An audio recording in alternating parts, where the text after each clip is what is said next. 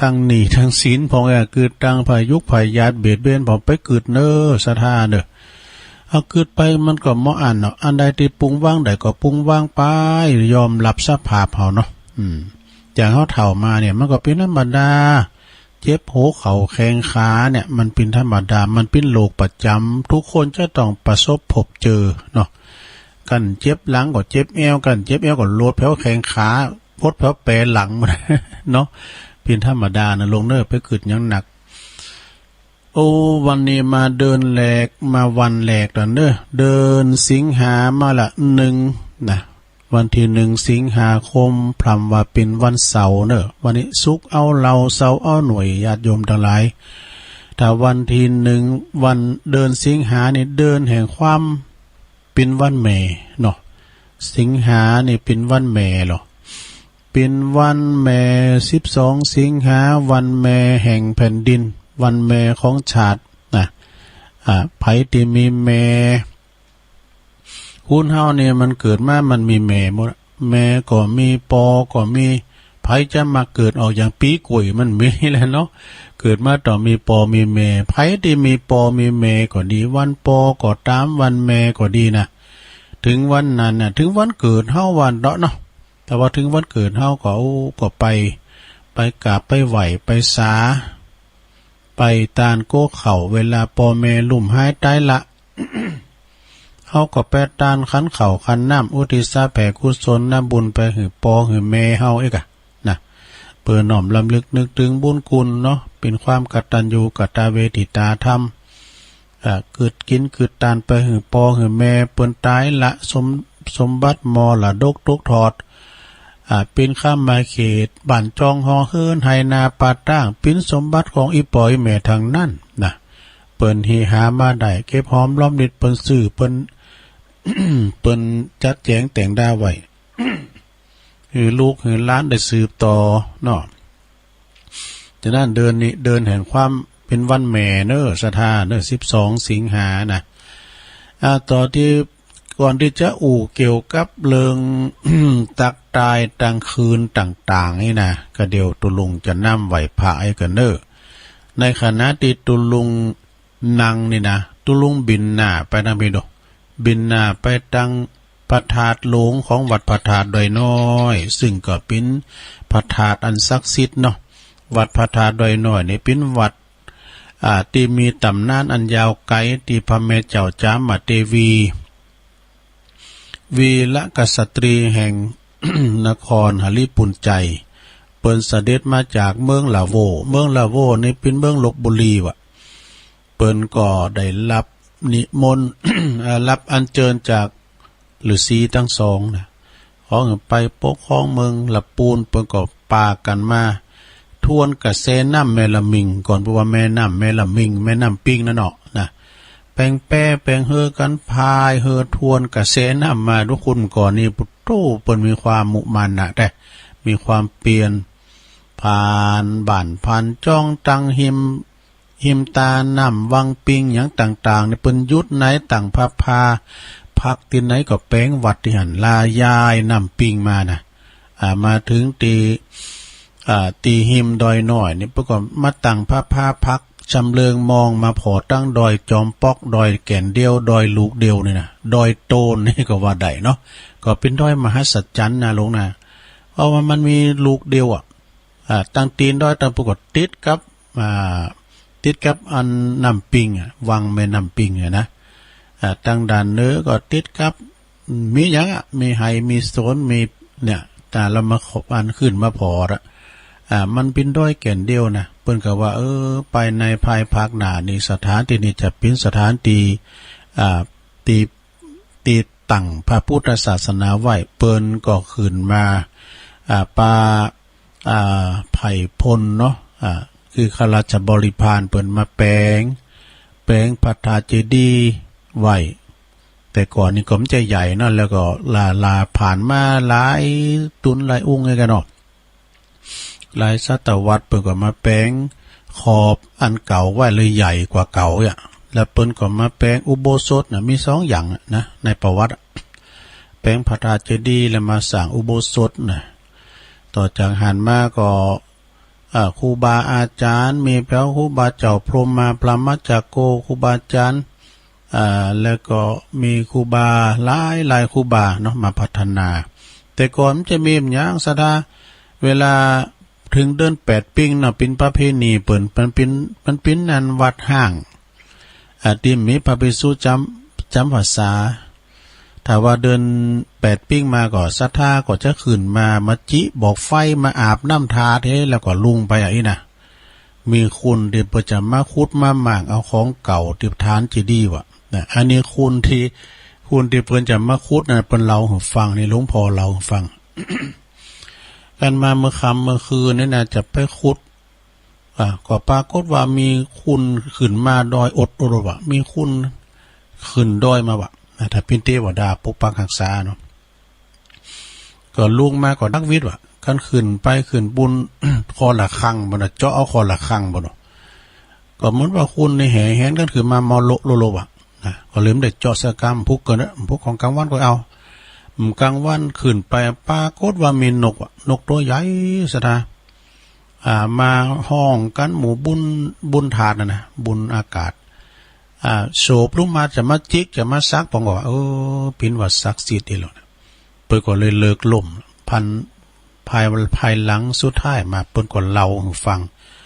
เปิ้นก็มาสารภาพมาเล่าให้ฟังเป็นสิ่งศักดิ์สิทธิ์ปกป้องคุ้มครองเด้อนะนี่เป็นลายพระหัตถ์ลายมือบริวารของพระแม่เจ้าจามเทวีเนอะเปิ้นสร้างไว้เนาะเอาแล้วเนอะตุลุงจ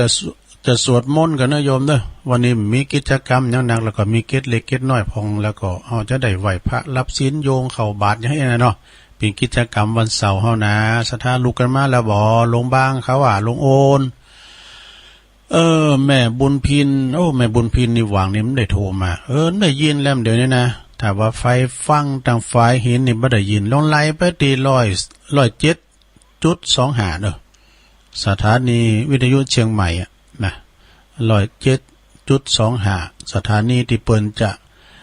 มาเตนไฟหินวางนึงช่วงที่เปิ้นกำลังลื้อเสาเปลี่ยนเสาเนี่ยนะแล้วก็น่านฟ้าเรดิโอน่านฟ้าเนี่ยเปิ้นเปิดหับสัญญาณตี 4บ่เนาะแฮมชั่วโมงนึงต่อไปก็ไหว้พระกันเน้ออะระหังสัมมาสัมพุทโธภะคะวาพุทธังภะคะวันตังอภิวาเทมิสวากขาโตภะคะวะตาธัมโมธัมมังนะมัสสามิสุปฏิปันโนภะคะวะโตสาวกสังโฆสังฆังนะมามินะโมตัสสะภะคะวะโตอะระหะโตสัมมาสัมพุทธัสสะนะโมตัสสะภะคะวะโตอะระหะโตสัมมาสัมพุทธัสสะนะโมตัสสะภะคะวะโตอะระหะโตสัมมาสัมพุทธัสสะอิติปิโสภะคะวะอะระหังสัมมาสัมพุทโธวิจาจารณะสัมปันโนสุขโตโลกวิตูอนุตตโลปุริสธัมมสาลาธิ สัทธาเทวมนุสสานังพุทโธภควติสวากขาโตภควตาธัมโมสันติติโกอากาลิโก เอหิปัสสิโกโอปันนายโกปัจจตังเวทิตาโปวินโยหิติสุปฏิปันโนภะคะวะโตสาวกสังโฆ อุจจุปฏิปันโนภะคะวะโตสาวกสังโฆยายาปฏิปันโนภะคะวะโตสาวกสังโฆสามิจิปฏิปันโนภะคะวะโตสาวกสังโฆญาติตังจัตตาลิปุริสยุคานิอัฏฐปุริสปุคลาเอสะภะคะวะโตสาวกสังโฆอาหุนายโยปาหุนายโยตาคินายโยอัญจลิกาลนิโยอนุตตลังปุญญเขตังโลกัสสติจะยันโตโปธิยามุเลสกายานังนันทิวัตโนเอวังตวังวิจัยโยโหหิจยสุจยมังกะเลอปัลลาจิตตะปันลังเกสีเสปทะวิปุคะเลอภิเสเกสัพพพุทธานังอากัปปะโตปโมทาติสุนักตังสุมังกาลังสุปะพาตังสุโหติตังสุขันโนสุโมโหโตจะสุยิทังพระมจาลิสุปทักขินังกายกัมมังวาจากัมมังปทักขินังปทักขินังมโนกัมมังปณิทิเตปทักขินาปทักขินามนิกตวนะละพันตเถปทักขิเนสัพพิติโยวิวัจจันตุสัพพะโลกวินาศตุมาเตภวัตวันตรายโยสุขีติกายุโกภวะอภิวาทานาสิลิสันนิจังวุตตาปัจจายโนจัตตารโอธรรมาวาทันติอายุวันโนสุขังปะลังเอาแล้วศรัทธาญาติโยมทั้งหลายตุลุงก็ปินเก้าปินโหนนำสวดมนต์ไหวพระปินตีเรียบร้อยเนาะขอคุณปฏิตไลรัตนะผ่านแผ่วพระแก้วเจ้าตั้งสามประการจุงดลบันดาลมาปกป้องคุ้มครองรักษายังครูบาอาจารย์พระมหาเถรานุเถระพระสังฆาเจ้าคณะพระสังฆาธิการพระสงฆ์องค์สัมมเนรพระน้อยเขาเนาะอยู่กับวัดกับว่าอยู่ดีมีสุขมีสลีติคาอายุมันยืนยาวได้อยู่กัมจูปูจาวาลพุทธศาสนาไปเหิงเมื่อนานเสียงจิรติการยาวนานนั่นจุงจักมีเนอตลอดถึงคณะสัทธาญาติโยมทั้งหลายเนาะ อันนี้เฮาเป็นกองหนุนเนาะนะเพิ่นมีนักรบดีต้องมีกองหนุนนักรบดีต้องมีอาวุธยุทโธปกรณ์เนี่ยมีอาวุธดีมีนักรบดีมีอาวุธดีแล้วก็มีกองหนุนดีนะนักรบก็คือทหารกล้าพระชินวรนี่ตั้งไปในเฮาเนี่ยนะครูบาอาจารย์เปิ้นก็มีเอกลักษณ์แล้วก็มีความสามารถในโตหมดนะศรัทธาญาติโยมทั้งหลายนะพระสงฆ์องค์สังฆเจ้าเฮานี่นะเปิ้นก็มีสิบพระคุณมีความสามารถแต่ว่ามันบ่เหมือนกันบ่ได้ศรัทธาอย่างตุลุงก็จ้างกะอูกะจ้ากะตังนอกตังปางเขาตังในมโพธให้หมอเปิ้นนิมนต์ไปเทศบรรยายใกล้นะแต่ก่อนยามมื้อมีไฟนั่นก่อนเน็ตกะเทศตุจกก็เคยเทศมานะซะท่าไปแพ้บันท่าบนแบบสมัยเมื่อก่อน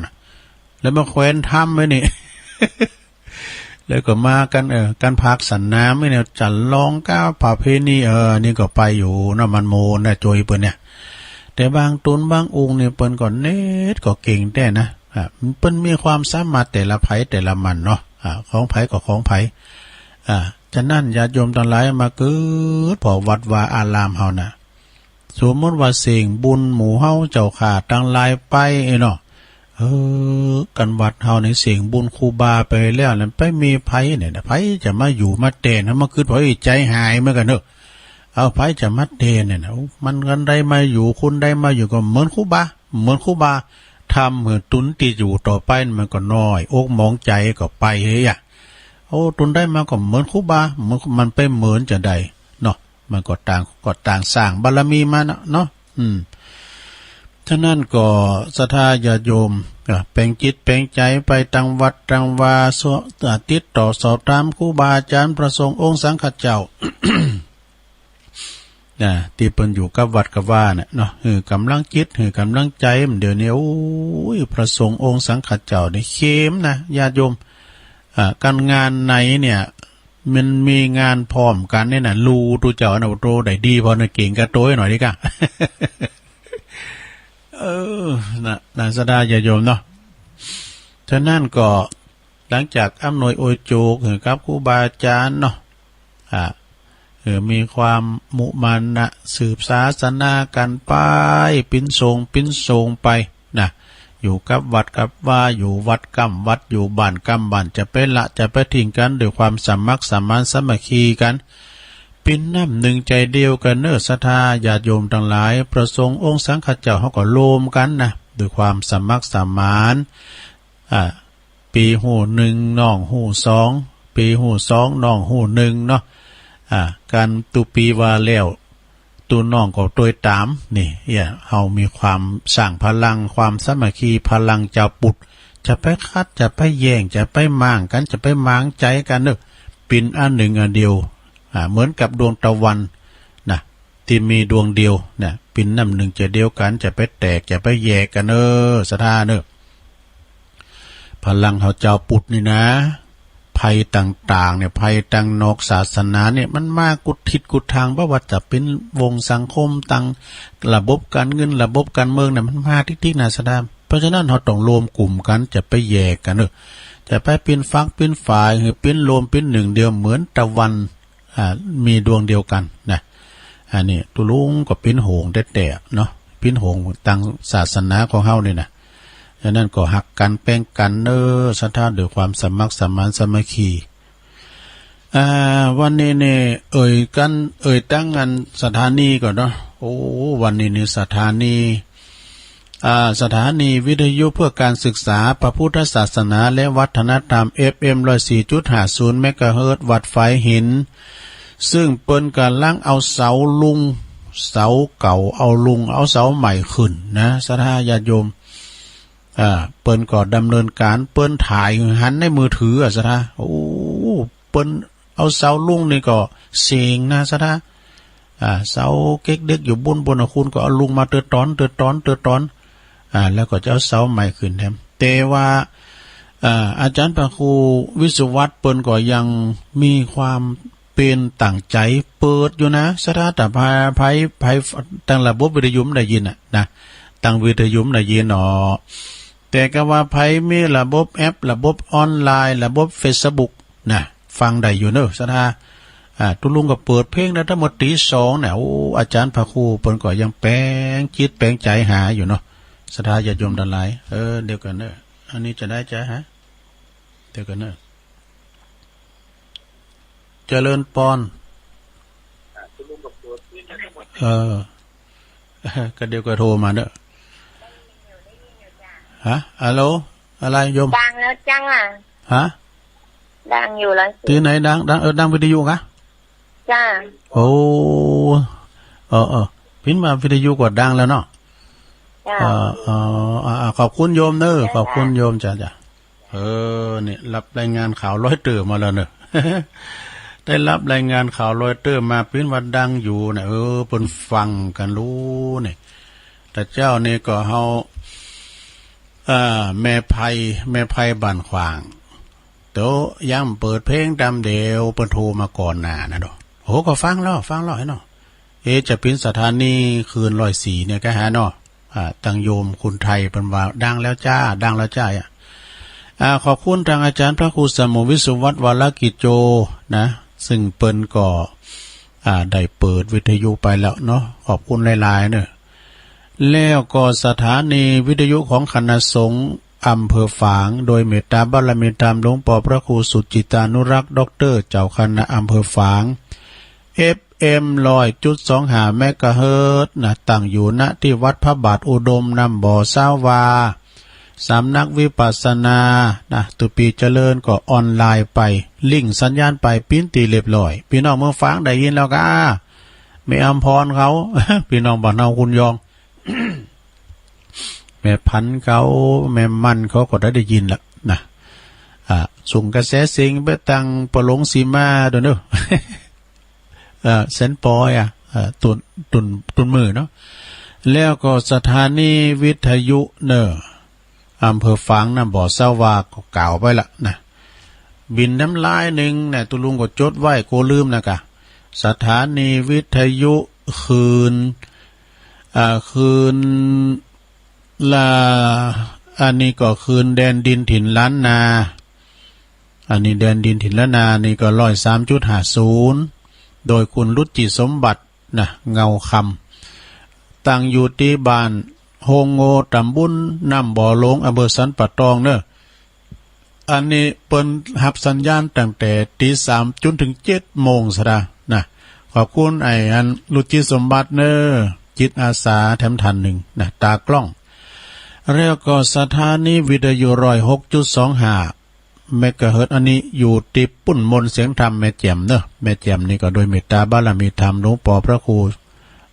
มงคลวิสิทธิ์นะหลวงพ่อเจ้าคณะอำเภอแม่แจ่มนะตุปีอุทัยเขาลิงสัญญาณไปเป็นที่เรียบร้อยเนาะตุปีอุทัยแล้วก็พี่น้องตั้งแม่แจ่มก็ฟังแต่ตี3ไปนะสถาติอย่างเดียวพี่น้องแม่แจ่มบ่โทรมาหาตุลุงซักเตอ บ่ฮู้ปิ้นจะใดดังตุ้นอื่นนี่โทรเอาแต่ตุลุงนี่เปิ้นโทรมาสักเตอนะเปิ้นได้ยินจ้ะ หูตั้งงานต่อเฮือน่ะบ้านต่อเฮือนี่นะสถานีวิทยุในอันนี้ก็ 89.50 บ้านทุ่งเรดิโอนะของปออุดมพุทธวงศ์ตัยนะแล้วก็สถานี 98.75 อันนี้คลื่นธรรมะเพื่อชุมชนวัดห้วยตองซักตำบลโขงเป้าอำเภอจอมทองโดยเมตตาบารมีธรรมหลวงพ่อพระครูวาปีวรมานิตนี่เจ้าอาวาสแล้วก็ท่านอาจารย์ชาวลิตชัยวังโสนะแล้วก็ถ้าว่าไผลองไหลคืนไปเด้อกันได้ยินนะน้องบิวนะ101.75 เมกะเฮิรตซ์น่านฟ้าเรดิโอเพิ่นจะเปิดรับสัญญาณตี4พุ่นเด้อตี4พุ่นนะตี4ก็เพิ่นจะควบคุมพื้นที่ตั้งแต่อำเภอเมืองอำเภอแม่ริมสันทรายดอยสะเก็ดสันกำแพงสระปีหางดงสันป่าตองแม่วางดูอำเภอเมืองบางทีบางพื้นบางพื้นที่นะโดยเราได้ยินนิดหน่อยเล็กน้อยนะเปิ้นว่านะอันนี้ก็ลองฟังก่อนเด้อศรัทธาญาติโยมทั้งหลายแล้วก็สถานีคลื่นเชียงใหม่ทั้งโน้คลื่นใหม่นะ 107.25 ที่ประกาศไปแต่ว่านี่นะก็ถ้าจะดังอยู่กันดังฟังอันใดบึดโทรมาบอกกันเนอะ ฟังอันใดบึดโทรมาบอกกันนะอันนี้ก็ขอบคุณกูสถานีเนอะที่เปิ้นลิงก์สัญญาณไปปิ้นตีเรียบร้อยเนาะโอ้ศรัทธาญาติโยมทั้งหลายวันนี้ก็เป็นวันที่เฮามีบุญแถมวันหนึ่งเนาะ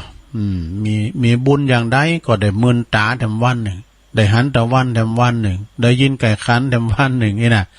เม็ดจันเลื่อนใสเปิ้นว่าโอ้วันนี้ก็มีบุญแถมวันหนึ่งไงเนาะบุญที่เฮาได้มื่นตาได้มาต่อสู้ชีวิตแถมวันหนึ่งนี่นะก็ต่อสู้กันไปศรัทธาญาติโยมเนาะซึ่งวันนี้ก็เป็นวันเสาร์ศุกร์เอาเราเสาร์เอาหน่วยโดย เอาก็อยู่กินอยู่ต้านกันไปศรัทธาปออกไม่ออกทั้งหลายเดินสิงหากันลังมา1 วันวันนี้นะเดินสิงหาวันที่1 สิงหาโลเดินแห่งวันแม่เด้อไผมีแม่ก็ดีไผมีอย่างตุลุงวานะนี่พระเจ้าคินก็พอก้อยดีๆเนอะพอก้อยดีๆอันตุลุงก็เคยแต่ก่อนเนี่ยเขาก็ว่าอีแม่นี่อายุ88 ปีแล้วแต่อีปอนี่อายุเหมือนอายุ66 ปีก็เสี่ยงบุญไปแต่อีแม่เนี่ย อายุ88เฮาก็มากืนยังมาเป็นยังมีอินทรีย์ชีวิตอยู่เนาะกือไปว่าสัจธรรมเนาะสักวันหนึ่งอีแม่ก็ต้องจากเฮาไปนะคืนไว้อ่ะคืนไม่ตลอดทำใจตลอดนะสักวันหนึ่งอีแม่ก็จะต้องจากเฮาไปก็จากไปแต่ซะนะเวลาแม่ตายไปนะเฮาอยู่เป่าว่างมันใจอันมันใจห่อเหี่ยวไปหว่างนึงนะเวลาปอตายก็ดีแม่ตายก็ดีก็คือถึงว่าลูกม่ำเจ้าไอ้นายซะได้เฮาคือพอนะลูกม่ำเจ้าอีแม่เฮาตายไปแล้วเนี่ยใจให้วามแหละแม่ก็ไปเป็นตามสัจธรรมเนาะเฮาก็ไปสวดนะไปสวดอย่างศพคนอื่นเนี่ยนะศพคนอื่นเฮาก็ไปสวดคือเปิ้นนะสักวันหนึ่งเฮาก็ฮู้ว่าแม่ตายก็เฮาก็ได้ก็ไปสวดคือเปิ้นอย่างครูบาอาจารย์พระมหาเถระนุเถระครูบาที่เปิ้นชราภาเปิ้นได้มรณภาพไปก็ดีนะก็ไปทำบุญไปสวดคือเปิ้นคิดว่าสักวันหนึ่งนะเฮาก็จะโดนเปิ้นสวดเหมือนกันเนี่ยได้มันก็เป็นคิ้วนะศรัทธาญาติโยมคิ้วไผคิ้วมันอย่าคิ้วฝุ่นตกนะจ๊ะ คิ้วไผคิ้วมันไปศรัทธาญาติโยมจุงพอการที่เปิ้นตายไปก่อนเนี่ยเป็นเนติแบบอย่างสักวันเฮาก็จะเป็นอย่างนั้นหน่อยนะเปิ้นเรียกว่านึกถึงความตายอันจะมาหาตนมรณสตินะมรณสติกึดกันอย่างอี้แล้วก็จะได้ปรุงเนาะเวลาเฮาตายลุ่มหายตายจากไปมันยังก็เอาไปโดยไม่ได้สักอย่างเขาของเงินทองสมบัติประสถานต่างหลายต่างๆนะมีเงินเป็นแสนเป็นล้านก็ตามเอาไปโดยไม่ได้สักอย่างนะสิ่งที่จะเป็นบุญเฮาไปตระหนักก็คือบาปกับบุญนะสองอย่างขาวกับดำทำดีก็ไปตีสุคติภพสวรรค์แต่เฮาไปมันดีทำดีก็ไปทางของอบายนะมันเป็นอย่างนั้นเนาะฉะนั้นก็ทำดีไว้เถอะเนาะศรัทธาญาติโยมทั้งหลายตอนนี้ไปตุลุงก็จะได้โยงเข้ากันศรัทธาวันนี้นะกิจกรรมทั้งหลายก็มีอย่างหลายนะจะโยงเข้าบาทจะสุมาขันเกี่ยวตั้ง3นะแต่สุมาน้องบิวเพิ่นก็บอกตุลุงเอาอันนั้นมาว่าม่วนดีนะเนี่ยปุ้งสังขารเนี่ยเอาไว้ก่อนเนาะปุ้งสังขารนี่นะหนังสือมันเดียวกันเนอะก็มีกรรมสูมาเข่าพิกขาหารก็ดีกรรมโยงเข่าบาทก็ดีนะมันมีหลายอย่างศรัทธาญาติโยมทั้งหลายเอาก็จะโยงเข่าบาทก้าโยงเข่าปัจเจ้าก้าอีน่ะอยู่ปื้นมันขี้ลืมนะตุลุงอย่าไปถามว่าเนี่ยตุขี้เข่าก็ยังไงนะฉันเข่าก็ยังมันนึงกึดจนมึนเหมือนกันเนอะ กึดจนมึนเหมือนกันนะเอาจะไปเราจะได้โยงเข่าพิฆาหารนะสุมาเข่าพิฆาหารนี่กันเนาะสุมาเข่าพิฆาหารเนี่ยนะนะมาเมตุปะบุภาลาจาตาเนโอตานาภิกาหาลาตาเนสหปาลิวาลาตาเนวาลาตาคินาเยกายะตัวเลวาจิตัวเลมโนตัวเลสัญจิจาปมาเตนะวะอาสัญจิจาปมาเตนะวะกายะกัมเมนะวะวาจิกัมเมนะวะมโนกัมเมนะวะอาติตาโตสังปัจจุปันนะโตสังสัพพังโตสังขมันตุโนตุติยัมปิตติยัมปินะมาเมทุปะบุภาลาจตาเนโอตานะภิกาหาลาตาเนสหปาลิวาลาตาเนวาลาตาคินาเยกายะตัวเลวาจิตัวเลมโนตัวเลสัญจิจาปมาเตนะวาอาสัญจิจาปมาเตนะวากายะกัมเมนะวาวาจิกัมเมนะวามโนกัมเมนะวาอาติตาโตสังปัจจุปันนโตสังสัพพังโตสังขามันตุโนเน่จ จบไปอย่างหนึ่งแล้วต่อไปเอาพอลามวายครับหรอโยงข้าพระเจ้าหนึ่งกับวิหารพอลามเสียงปืนดังอิมังโอตันนาปินดาตานังติลัตตานานังสากาจังเตมาปูเจมาตุติยามปีอิมังโอตันนาปินดาตานังติลัตตานานังสากาจังเตมาปูเจมาตาติยามปิอิมังโอตันนาปินดาตานังติลัตตานานังสากาจังเตมาปูเจมาติกาลตังหิตายาสุขายะยาวานิปปานายาสังวตันตุโนพอเราอื่นกันโยงเข้าบาทหนึ่งกับวิหารหลวงสาธุโอกาสาโอตันนาเป็นดิปัตตังตานังนิปานาปัจจยโยโหตุโนนิจังโอตันนาเป็นดิปัตตังตานังนิปานาปัจจยโยโหตุโนนิจังโอตันนาเป็นดิปัตตังตานังนิปานาปัจจยโยโหตุโนนิจังเอาเรียบร้อยสัทธาญาโยมทั้งหลายต่อไปก็ไปตั้งแถวหนึ่งนี่ไปตั้งแถวกามไปต่างแถวปุณเนนาโฮงโลงบนนะแล้วก็สมุไรข้าวสารกะละมังทางเป้ไถเข่าออกบาท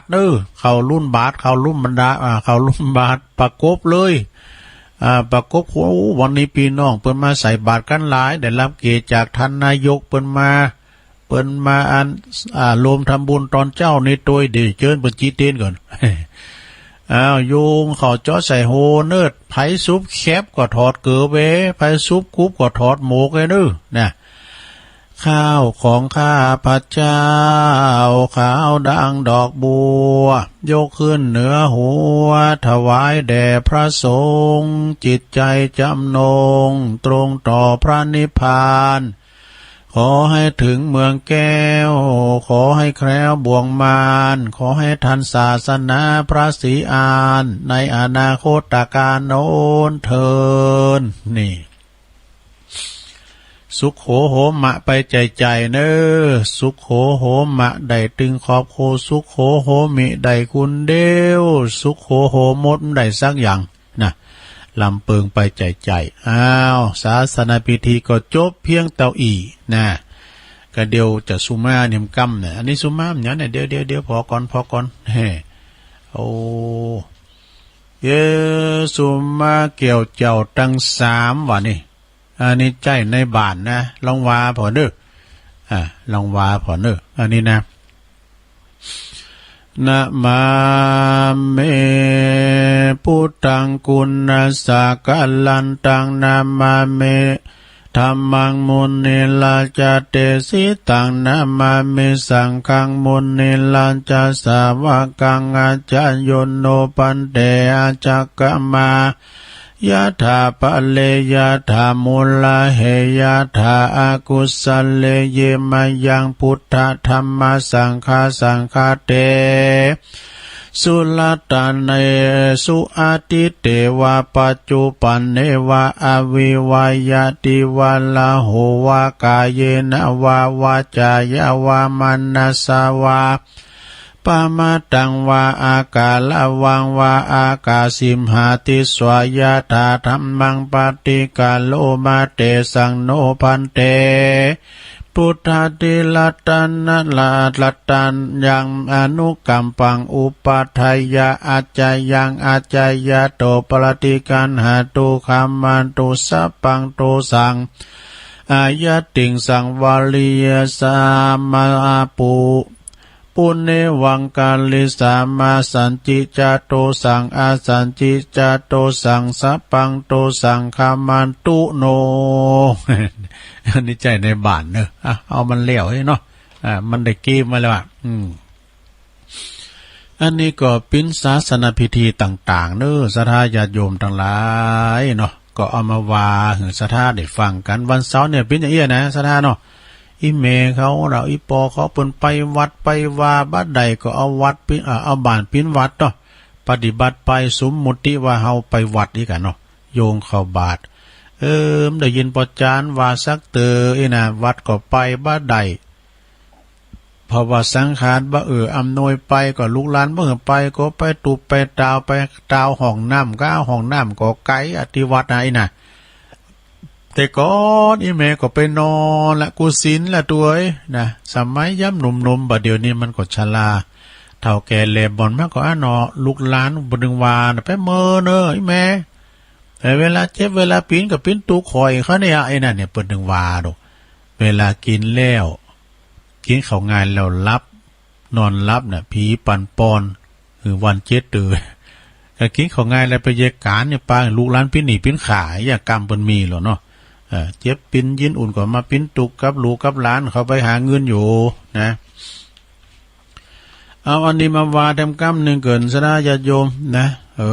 กรรมโยงกรรมไหวกุลโลมหน่อยซะนะเนี่ยกรรมไหวกุลโลมนะอันนี้ก็ของตุลุงฤทธิ์นะวัดซบวากปุ่นตุลุงฤทธิ์นี่เปิ้นอยู่วัดซบวากแม่แจ่มเปิ้นเอามอบหมดตุลุงอย่าเบิ่งงานยกคูยกคันคู่แม่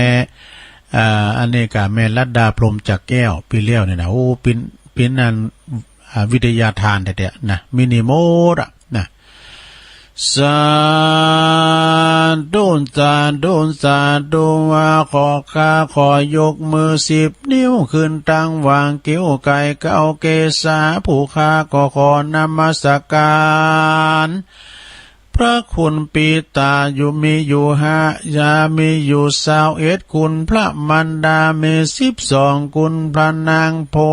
ศพมี39คุณพระพุทธเจ้ามี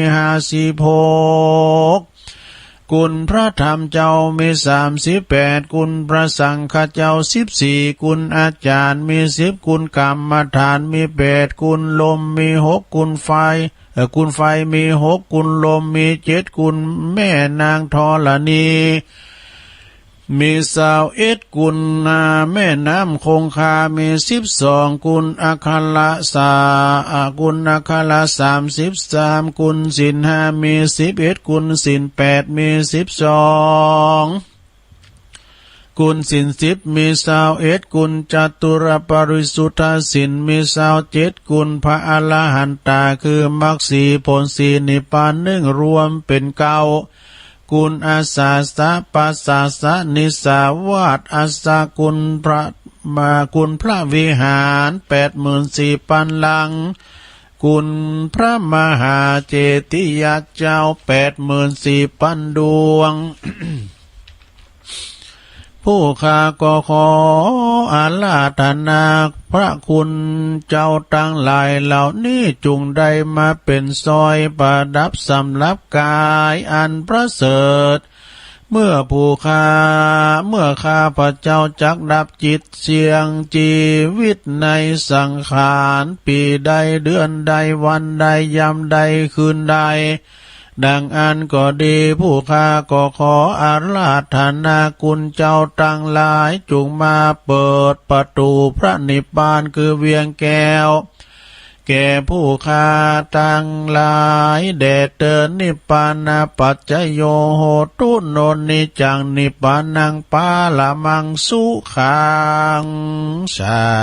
ธุสาธุสาธุเรียกไปเป็นอย่างลงเอ้ยก็มันได้กี้ไปแล้วก็ว่าไปเนาะสนาเนาะว่าไปเป็นกรรมดีถึงโมนนะสนาอย่าโยมตุลุงก็เสาะสรรหามาเนาะเป็นกรรมดีทางนั้นนะอันนั้นสนาอย่าโยมทั้งหลายครูบาอาจารย์เปิ้นได้ต่างอกต่างใจประวัติที่ไหนอะนะเจงหายเวงป่าเป่าก็ดีเป็นบุคลากรที่เปิ้นได้มาบาจาเปิ้นเป็นจิตอาสาทางนั้นสนาอย่าโยมทั้งหลายตั้งหลายเปิ้นก็ยังดีกะเนาะเปิ้นเอาออกตะเดึกหน่อยแต่ตุลุงเนี่ยมันลุกเจ้าอ่ะตี 1ปลายวันนี้อันบ่ปิ้นจะได้มุ่นน่ะตุลุงตั้งเวลาไว้ตี 1กับ9 นาทีมันบ่ปลุกสักกะมื้อหน้าบุญกะสะดุ้งตื่นมาว่าตี 1กึ่งนั่นแหละพอถ้ากึ่งนั่นโอ้โหผาลาดผลิตลุกมาจะเว้ย ลุกมาแล้วก็มาล้างหน้าล้างตาอาบน้ำแปรงฟันก็มาเปิดไปตามเนี่ยแล้วเขามาถามน่ะสวาตุเจ้าเหมือนกันจมูกเลี้ยวกันเนี่ยสหธรรมิกปนะโตลูกเจ้าอีแลมเหลือได้วันตะฮือเดินตะโหไปมีเห็มใดโหเนาะต้นโตแห่งข้าพเจ้าในจิตอาสาลูก จิตอาสาดูมันอยู่ที่ใจเนาะมันอยู่ที่ใจมันจะไม่อยากดังอย่างซักอย่างแหละมันจิตอาสามันใจโหมหวานเตาะเนาะใจมันโหมศรัทธายังก็ตามเด้อเฮาว่า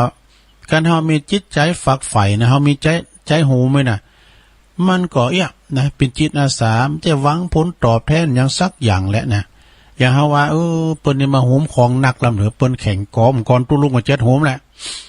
แต่มันเถ่ามาเนี่ยมันไข่โหมไว้กันเนี่ยมันต้องเห็นมีคุณโหมสืบทอดกันไปแล้วมีคุณโหมแล้วน่ะห่างไปเลยนะมดจากวัฒนธรรมไปเลย สังก็ตามเด้อ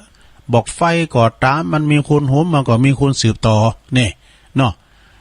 มีหันลายนะปุถุปนจี้บอกไฟหล่อศพ เปิ้นว่ามันจะมีเยิงว่ะโอ้โธ่ก็ว่ามันขึ้นมาแต่หมาเห่าให้นะไอ้นี่หมาเห่าให้พองแล้วก็อันติสโปกก่อนมันเป็นเล็กแบบนั้นเนาะไว้ปืนเฮินมันดังขลุกขลักได้พวกเจ้ามันพิษเปิ้นมาติดต่อแล้วงานเขา จ้ะงานเขาไอ้เนี่ยมันก็เป็นพยากรณ์ไปทางหน้ามัน จ้ะมันแหละจะคูณโฮมซ้อเนาะจังซอลองเปิ้นหาลูกศิษย์ลูกหา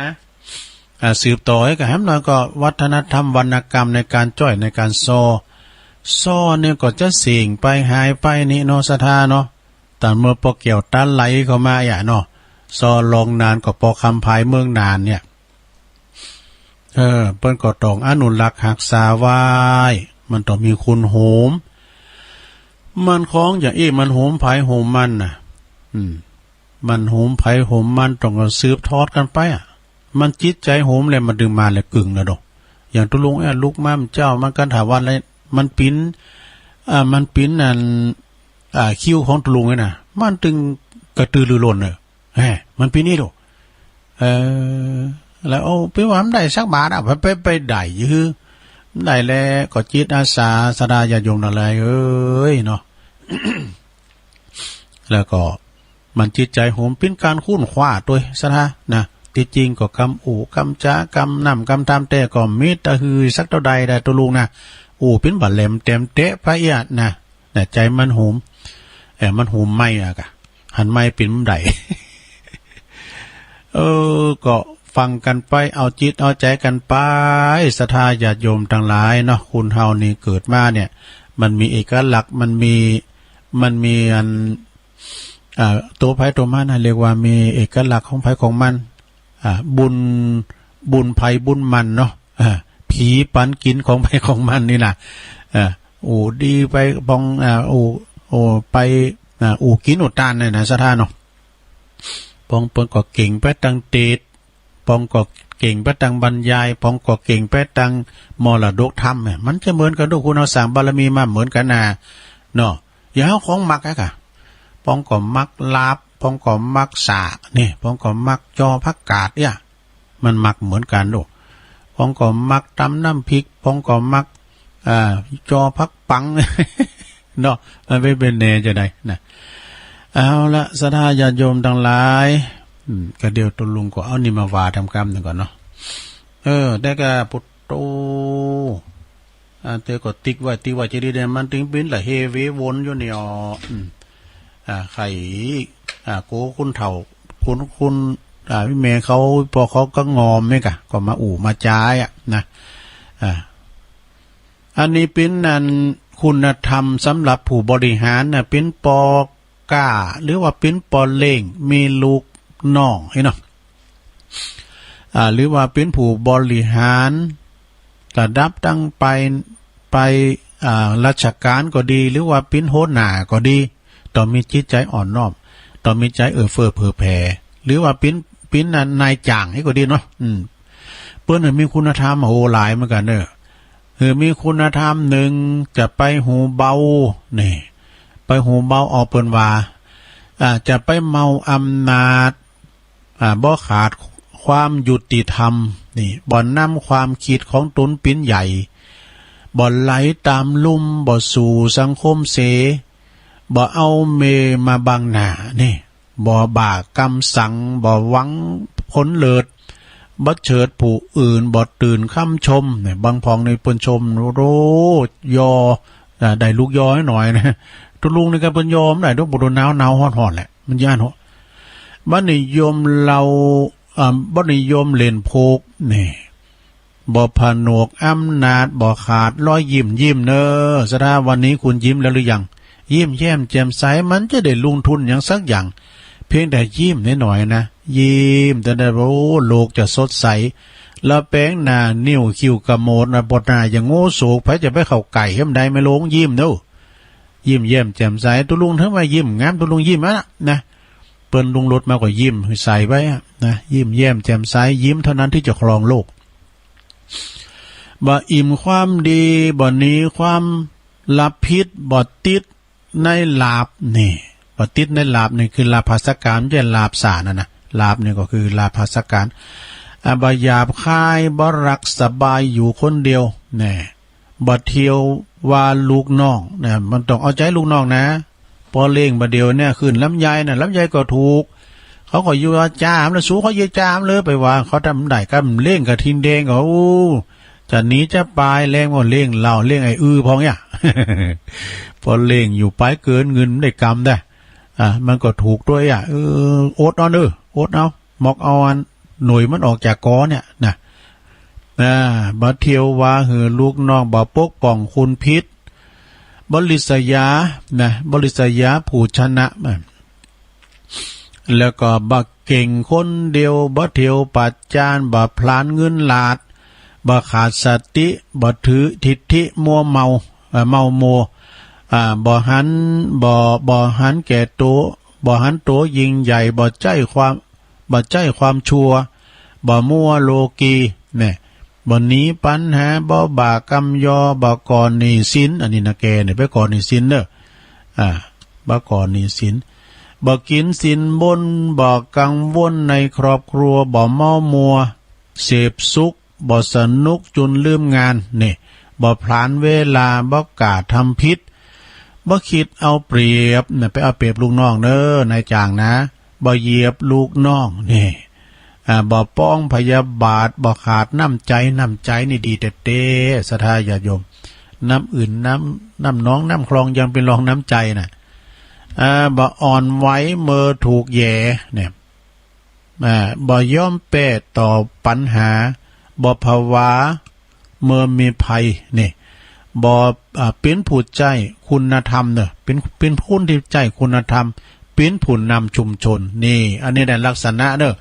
ลักษณะคุณธรรมของผู้บริหารหรือว่าเป็นนายจ้างเป็นปอเล่งแม่เล่งก็ดีมีน้ำจิตน้ำใจเนอะคือมีน้ำจิตน้ำใจซึ่งกันและกันไปเปิ้นปิ้นโหหน้างานเปิ้นปิ้นนายจ้างเฮาเปิ้นจ้างเฮามาเยการเนี่ยแล้วเฮาปิ้นลูกน้องเปิ้นเนี่ยจะได้คุณธรรมของผู้อยู่ใต้บังคับบัญชานี่รับจ้างเปิ้นว่าเฮาอยู่ใต้บังคับบัญชาอย่างตุลุงเนี่ยนะอย่างหลวงพ่อใจไปไหนก็ไปหมดปิ้นลูกกุ้งบ่เนาะ เนาะบ่คัดเปิ้นสักอย่างนะเอาเปิ้นว่าน่ะอันนี้เป็นลูกน้องเปิ้นสมมติว่าเป็นลูกน้องนายจ้างว่าฮื้อก็ไปตามนั้นเจ้านายว่าจะได้ก็ไปตามนั้นบ่ขาดวินในบ่ไขความลับบ่กลับก่อนเวลาเนี่ยเป็นลูกน้องเปิ้นไปยการนะไปปิดก่อนเวลานี่เนาะคือเวลาติ๋มๆกลับมาบ่มาทำงานสายบ่ดูได้การงานนี่บ่เกตข้านตอนนาทีบ่หนีความรับผิดชอบบ่ประกอบความชั่วบ่หมู่อบายมุขบ่รักสนุกจุนเสงานบ่พลานเวลาลาดนี่บ่พลานเวลาลาดนะบ่ขาดงานบ่อยเนี่ยสัมพงษ์ขาดงานบ่อยนี่วันนี้ก็ไม่ได้ไปผูกผมได้ไปบ่ขาดงานบ่อยแล้วก็บ่ทอดถอยเมื่อถูกดุเนี่ยคุณเฮานี่นะกันมีความอดนะ กันมีความอดนะมันอยู่ไหนได้หมดศรัทธาญาติโยมแชมพองในปุตตะเดียวก็เป็นงานเดียวก็เป็นงานพร้อมมีความอดมีขันตินะเปิ้นดุเปิ้นด่าเปิ้นว่าหน่อยก็หนีออกงานไปแล้วก็ไปซองงานใหม่บ่ต้องงานเดี๋ยวมันหายากปุตโตหายากาศปริญญายังเตะฝุ่นเลยเนาะช่วงโควิดนี่ซ้ำหายซะนะนักมวยการที่เปิ้นแสดงกาอีกเกกาดนตรีนักร้องโคศกตกงานหมดแต่อยู่เดียวเปลี่ยวได้ก็ว่าอยู่กับหอกับเพิ่นกับวัดกับว่าบ่ดำได้ไปไหนโตอย่าท้อถอยเมื่อถูกดุบ่ลุแก่โทสะบ่ละอายบ่ละความเป็นบ่เบียดเบียนผู้อื่นบ่ฝ่าฝืนระเบียบบ่เอาเปรียบเปิ้นลมงานนี่บ่ประจานโหนน่ะโอ้นายจางเขานี่บ่เล้งนี่กระทิงแดงโหนได้กินกับเฮ้ยน่ะเอามาประจานแล้ว แล้วก็เลิกงานคำไว้น่ะนี่บ่กล้าทำผิดบ่เอาบ่คิดเอาแต่ตั้งหลัดบ่คิดดีเอาแต่ตั้งหลัดนี่น่ะบ่คิดเอาดีตั้งหลัดบ่วัดรอยเท้าบ่เอาใจแต่บ่เอาใจแต่ต่อหน้านี่บ่นินทาลับหลังอันนี้เปิ้นมานี่อูดีวันนี้บ่ต้องเปิ้นลับหลังเราขวัญบ่นี่ ไปกัน3คุณพอหรอคุณได้แยกไปก่อนคุณดันโดนเราล่ะรอคอนเถอะคุณบ่หวังแต่ใดบ่ไล่ฝีมือบ่ถือใจโตนี่บ่โกความอยากบ่มากเลิงลาวบ่สาวหาเลิงบ่เคืองเข่งกันกับเจ้านายบ่ปล่อยความผิดบ่ปิดความจริงบ่ทิ้งหน้าตีของเขาก็เยการไปติ๊กนะเยการไปใจนะศรัทธาญาติโยมทั้งหลายอันนี้คุณธรรมสำหรับปิ้นลูกจ่างปิ้นลูกน้องเพิ่นนะบ่อนนี้งานนักนี่ตั้งแต่งานนักหน่อยมันได้นี่นะงานนักหน่อยนะโอ้มไหวแล้วโตใจงานนักเกินนี่งานนักมาก่อนนักเป็นเตอเบาเป็นเตออ่ะกะเนาะบ่ลักขโมยนี่แถมพอมาอยู่ไหนมื้อได้นะการหาอันนั้นเปิ้นมาเนี่ยอันของในงานนะของเจ้านายก็ของปอเล่งก็ไอ้เนี่ยเซฟทั้งเปิ้นมาน่ะเม็ดเอาเปิ้นมาอันนี้ก็ดีนะศรัทธาเนาะอยู่ไหนคือเปิ้นไว้ใจการเปิ้นไว้ใจแล้วนะโอ้เปิ้นเปิ้นก็จะดีใจบ่ช่วยโอกาสบ่ขาดความซื่อมีความซื่อสัตย์เด้อก่อนนะเฮายังจำได้เอาว่าแล้วกันก็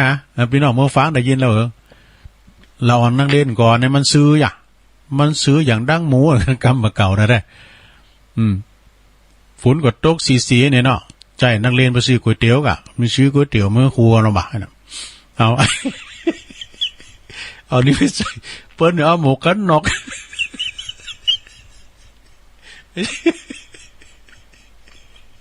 ชุมาเลยมันมาซื้ออย่างดั้งหมูเด้เปิ้นเอาฝุ่นต่อยตกสีเนาะหมกใบก็ไม่ในหมกอะไรก็มันจะมีเดี๋ยวเอาหมกกันนกเอาไปใส่ไอ้หมอน้อยก็มู่เรื่องเงี้ยอันคุณเฒ่าขายอันก๋วยเตี๋ยวคุณเฒ่ากันครูเปิ้นเอาใส่ไหนนี่เนี่ยคุณเฒ่าแล้วก็เอาใส่เอาก๋วยเตี๋ยวใส่ด้วยในอันน่ะในหมกกันนกก่อนนี้มันจะลำมีมันสมัยตุลุงเขาเป็นนักเรียนก่อนนะหมกกันนกจะมีด้วยมันมีมาใหม่ๆเนี่ยกะครูเพิ่งขึ้นวางดีกับโกมันปิ่นวัดเอาคิงเอานี้ใส่ไหมบ่ะเนี่ยมันก็นึกว่าเปิ้นเอาหมกซุปไปเนาะมันฝนอ่อยซีๆโดไปซื้อกับแม่กาคุณเฒ่าซะครูเปิ้นเอาใส่นี่ก็เอาใส่มันเยอะเอามาอีดูเอาลืมไปว่าถึงดีแหละสมาเนี่ยเอามา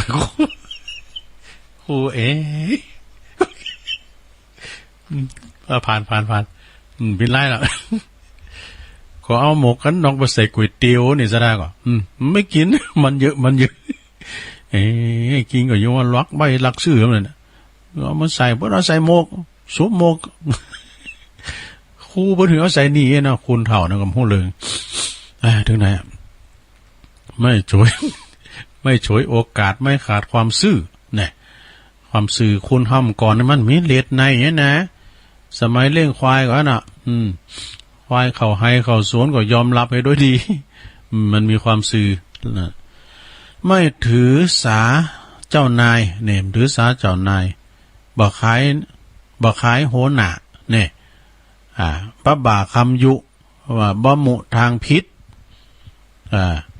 บ่คิดล่มล่างโน่หลายอยู่ในสนามแถม3ถอย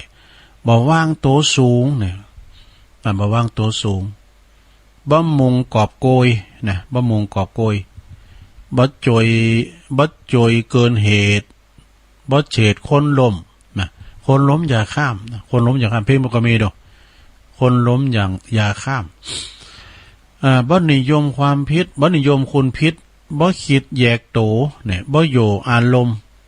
บ่ชมเกินซักบ่ชักสีหน้าไม่เหนื่อยต่อการทำความดีผูกไมตรีกับทุกคนเนี่ยจบสราญาโยมทั้งหลายนี่อันนี้ของดีของปีนันสิงห์คำยะท่าตุ้มพี่น้องจากบ้านดงหาดนาคหนังสือของดีของเปิ้นเนอร์เปิ้นหมอหมดตุลุงนะก็จบไปสราญาโยมทั้งหลายโปรดไข่โหไปหน่อยนะสุมาไอ้เตือนลงเด้อสุมาไอ้เด้อตุลุงนะน่ะกันมันได้ห้อยนิดหน่อยนะมันมีลุ่มนะลุ่มไข่โหก็มีลุ่มไห่ก็มีนะก็เวลามันไห่มานะพจุ่มดังเนอะ บินหน้าก็จอกบ่เนาะนะอย่างวันนั้นน่ะเฮาไปดีอันเวงแหงเนาะหันละอ่อนเนี่ยละเน้นน้อยเตียวกันมาเป็นแลบไปนะศรัทธาเฮาก็โอ้ยเปิ้นจืนสู่กันหันพันน้อยนุงผ่าเป็นระเบียบเรียบร้อยเป็นปริมณฑลยกมือไหว้ซ่องเฮาก็กัดอกโอ้หอมตาลเปิ้นไปจัดหลายเหมือนกันเด้อเพราะว่าเข่านี่ก็ทุงละ90อ่ะอาจารย์ประครูเปิ้นก็เอาทุเจ้าก่อนเฮาก็ไปตาลบ่เนาะเอาใส่ในสลุงโลงนะกะ โอ้ใจดิบใจดีวันนั้นได้กินแต่ตาลแหละก็เดียวประกาศแล้วนี่ปัจจุบันดังจอมต้องได้รอฝากตัวลุงบ่น้อยเอาแล้วเฮ้ยเล่นกูแล้ว กูได้ลอยแพแล้วมันไผมันติดนะเนาะมันได้แหกได้เมื่อซบเตือนมาละเนาะอาจจะมันเตอะนะอย่าคุณมีโหลดมันนี้10ง่ายเด้อซะด้าเนี่ยคุณเฮานี่มันไปง่ายลงไปนะคุณไทยเพื่อว่าวางง่ายคนไทยในวางง่ายเคารพนับถือผู้ใหญ่ผู้โตผู้สูงอายุต่างๆแล้วก็ลืมง่ายเนี่ยลืมง่ายคนเฮานี่มันลืมง่ายกันน่ะอย่างข่าวดังอย่างมากก็แล้วเดี๋ยวข่าวนั้นมาลบข่าวนั้นมาลบเดี๋ยวลืมง่ายละว่าเบอร์ง่ายมีหยังก็เบอร์ง่ายทั้งหมดนะโกรธง่ายหายโว้ยใจเห็นใจป๊อดนี่นะยิ้มง่ายยิ้มนี่คือยิ้มง่ายเด้อนะยิ้มง่ายๆนะยิ้มแย้มแจ่มใสสยามเมืองยิ้มนะยิ้มแย้มแจ่มใสคุณเมืองนอกเนี่ยนะเขามาหันรอยยิ้มเป็นว่าสยามเมืองยิ้มคนไทยนี่ยิ้มง่ายแล้วก็ยิ้มงามโดยว่านะการเฮายิ้มไม่ได้เป็นการต้อนรับดอกเอาแป้งหน้าโจก็ได้ไผมันต้อนรับบอกบุญมาหับนี่เนาะบอกบุญมาหับสรุปง่ายตัวเนี่ยโกรธง่ายเนี่ยจุนง่ายก็จุนง่ายกะอย่างท่านมหาเปิ้นว่านะเปิ้นว่ายานี่โกเจกเนี่ยมันพ่นยามันผลิตหมดอ่ะยาเนี่ยมันโกเจกเล็กโกฝรั่งสตังโกเงินโกคุณไทยมันจ่ายดีดเนาะเสน่ห์จันไล่สัมมาโกตุเจ้าทั้งหมดนี่เอาเถอะที่ไหนที่คือที่จาบอกไปนะตุเจ้าไปก็ที่คือที่จำก่อนนี้เปิ้นมีนะซะนะอย่างว่าเปิ้นจะบ่องประตูโหกาน่ะเปิ้นจะตืดประตูโหกาเอาทุเจ้ามาสูดมาถอนตุลุงแป้จะได้ไปแล้วก่อนนะอีกันมันจะลิ้นมันได้ลิ้นกูไปเนาะกันลิ้นตัวคืดนะเขาก็ยิ้มกะเยแล้วเอาเฮามาเนี่ยเนาะไปสูดถอนน้ำบ่อหางพองกาไปตืดผันนั่งตืดแต่ผีตั้งเตียวก็ผีเตียวมันไปตืดแล้วมันมาคำคุณตืดนั่นแหละก็เอาตุเจ้าไปเอาไปเล่งผีก่อนเอาตุเจ้าไปถอนน่ะสูดถอนมันมีสปะน่ะเวลาปจติศาลากาเนี่ยศาลาปัจจาศาลาวัดศาลาป่าเฮวกันว่าเพิ่นสวดถอนตุเจ้าอันเอามวยตีออกสัก 2-3 อันก็ร้อยเอาดินออกสัก2 อันเอาตุเจ้าแหกก่อนนะหมอ ก็เลยว่ากันปิ้นเปิ้นขึ้นโลคือสารไผลงมือก่อนนี่ก็เสียดอ่ะนะ เนาะแล้วก็จุนง่ายโดยนะคนไทยน่ะจุนง่ายโดยจ่ายง่ายโดย